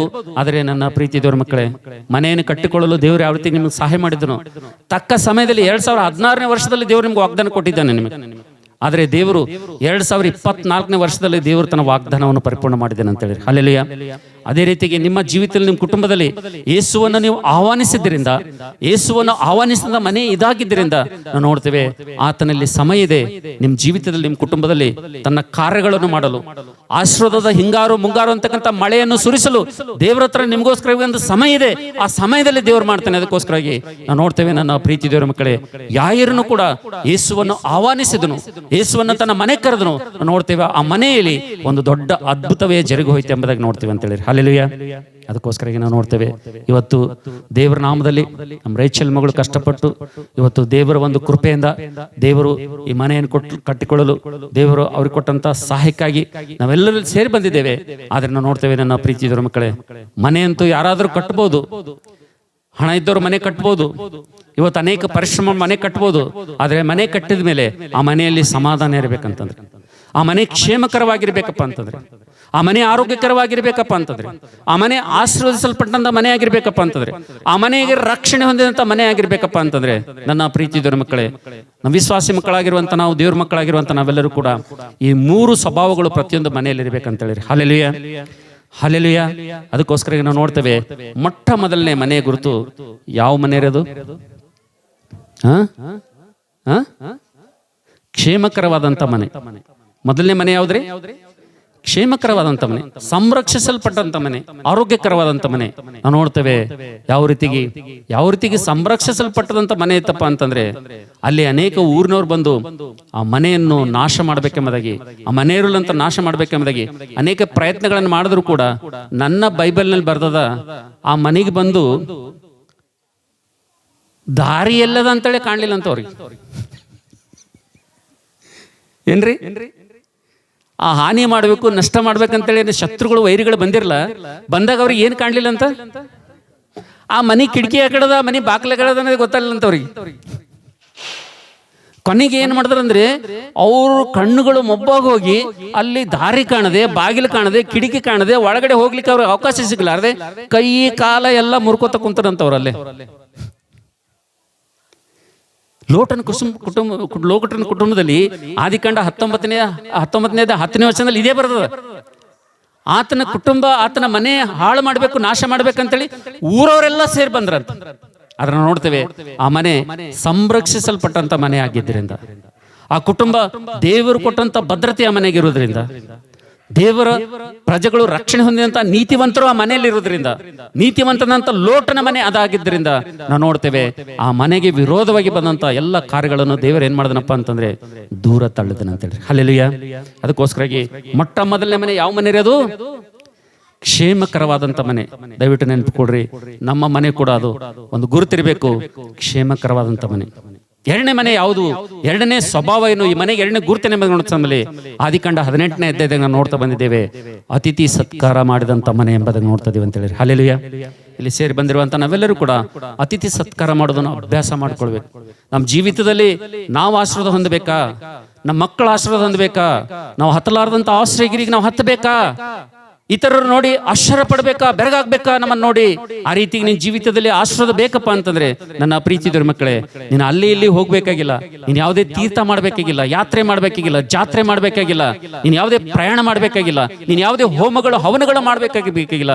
ನೀನು ಎಲ್ಲಿದ್ದೀವೋ, ದೇವರು ನಿನ್ನನ್ನು ಎಲ್ಲಿಟ್ಟಿದ್ದಾನೋ, ಯಾವ ಸ್ಥಳದಲ್ಲಿ ಇಟ್ಟಿದ್ದಾನೋ, ಯಾವ ಪ್ರಾಂತದಲ್ಲಿ ಇಟ್ಟಿದ್ದಾನೋ ಆ ಸ್ಥಳದಲ್ಲಿ ನಿನ್ನ ಮನೆಗೊಂದು ಗುರುತಿರಬೇಕಂದ್ರೆ ಅತಿಥಿ ಸತ್ಕಾರ ಮಾಡುವಂತ ಅಭ್ಯಾಸ ಮನಸ್ಸು ನಿನ್ನದಾಗಿರ್ಬೇಕಂತ ಹೇಳಿದ್ರೆ ಅಲ್ಲೆಲ್ಲಿಯ ಅತಿಥಿ ಸತ್ಕಾರ ಮಾಡುವಂಥ ಮನಸ್ಸು, ಗುಣ, ಸ್ವಭಾವ ನಿನ್ನ ಮನೆಯಲ್ಲಿತ್ತಪ್ಪ ಅಂತಂದ್ರೆ ನಿನ್ನ ಮನೆಗೆ ಆಶೀರ್ವಾದ ಅಂತಕ್ಕಂಥದ್ದು ಹುಡ್ಕೊಂಡು ಬರ್ತದೆ ಅಂತ ಹೇಳಿದ್ರೆ ಅಲ್ಲೆಲ್ಲಿಯ. ಎರಡನೇ ಗುರುತು ಅತಿಥಿ ಸತ್ಕಾರ ಮಾಡುವಂತ ಮನೆ ಅದಾಗಿತ್ತು. ಮೂರನೇದಾಗಿ ನಾವು ನೋಡ್ತಿದ್ದೇವೆ, ಅದು ಯಾವ ಮನೆ ಆಗಿತ್ರಿ? ಅದು ಯಾರೋ ಒಬ್ಬರು ಹೇಳಲಾಗಿರಲ್ರಿ, ಯೇಸು ಕ್ರಿಸ್ತನನ್ನು ಆಹ್ವಾನಿಸಿದಂತ ಮನೆ. ಲೂಕನ್ ಬರೆಸುವ ವಾರ್ತೆ 8ನೇ ಅಧ್ಯಾಯದಲ್ಲಿ ಯಾಯೀರನು ಆಹ್ವಾನಿಸಿದನು, ಅದ್ಭುತವನ್ನು ಜರುಗಿತು. ನಾವು ನೋಡ್ತೇವೆ ಯೋಹನ್ ಬರೆಸುವ ವಾರ್ತೆ 2ನೇ ಅಧ್ಯಾಯದಲ್ಲಿ ಆ ಮದುವೆಗೆ ಯೇಸುವನ್ನು ಆಹ್ವಾನಿಸಲ್ಪಟ್ರು, ಆದ್ರೆ ಆ ಮನೆಯಲ್ಲಿರುವಂತ ಕೊರತೆಗಳೆಲ್ಲ ಏನಾಯ್ತ್ರಿ? ನೀಗಿಸಲ್ಪಟ್ಟು ಎಂಬುದಾಗಿ ದೇವ್ರ ವಾಕ್ಯ ನೋಡ್ತೀವಿ. ಅದಕ್ಕೋಸ್ಕರಾಗಿ ನನ್ನ ಪ್ರೀತಿಯವರ ಮಕ್ಕಳೇ, ಕ್ರಿಸ್ತಿಯ ಮನೆಗಳಿಗೆ ಈ 3 ಸ್ವಭಾವಗಳು, 3 ಲಕ್ಷಣಗಳು ಇರೋದಾದ್ರೆ ಆ ಮನೆ ಅದ್ಭುತವಾದಂತ ಮನೆ ಆಗಿರ್ತದೆ ಅಂತ ಹೇಳಿರಿ ಹಲ್ಲೆಲೂಯಾ. ಆ ರೀತಿಯಾಗಿ ಈ ಮನೆಯನ್ನು ದೇವರು ಕ್ಷೇಮಕರವಾದಂಥ ಮನೆಯಾಗಿ, ಆರೋಗ್ಯಕರವಾದಂಥ ಮನೆಯಾಗಿ, ಅತಿಥಿ ಸತ್ಕಾರ ಮಾಡುವಂಥ ಮನೆಯಾಗಿ, ಮತ್ತು ಕ್ರಿಸ್ತನನ್ನು ಆಹ್ವಾನಿಸುವಂತ ಮತ್ತು ಕ್ರಿಸ್ತನ ದಾಸರನ್ನು, ಸೇವಕರನ್ನು ಆಹ್ವಾನಿಸಿ ಅತಿಥಿ ಸತ್ಕಾರ ಮಾಡುವಂತ ಮನೆ ಇದಾಗಿರ್ಲಿ. ಈ ಮನೆಯನ್ನು ದೇವರು ಬ್ಲೆಸ್ ಮಾಡಲಿ, ಆಶೀರ್ವದಿಸಲಿ ಅಂತೇಳಿ ನಾವೆಲ್ಲರೂ ಪ್ರಾರ್ಥನೆ ಮಾಡುವಂತವರಾಗಿದ್ದೇವೆ. Thank you. God bless you. ದೇವರು ನಿಮ್ಮೆಲ್ಲರನ್ನು ಆಶೀರ್ವಾದ ಮಾಡಲಿ. ನೀವೆಲ್ಲರೂ ಎದ್ದು ನಿಂತ್ಕೊಳ್ಳೋದಾದ್ರೆ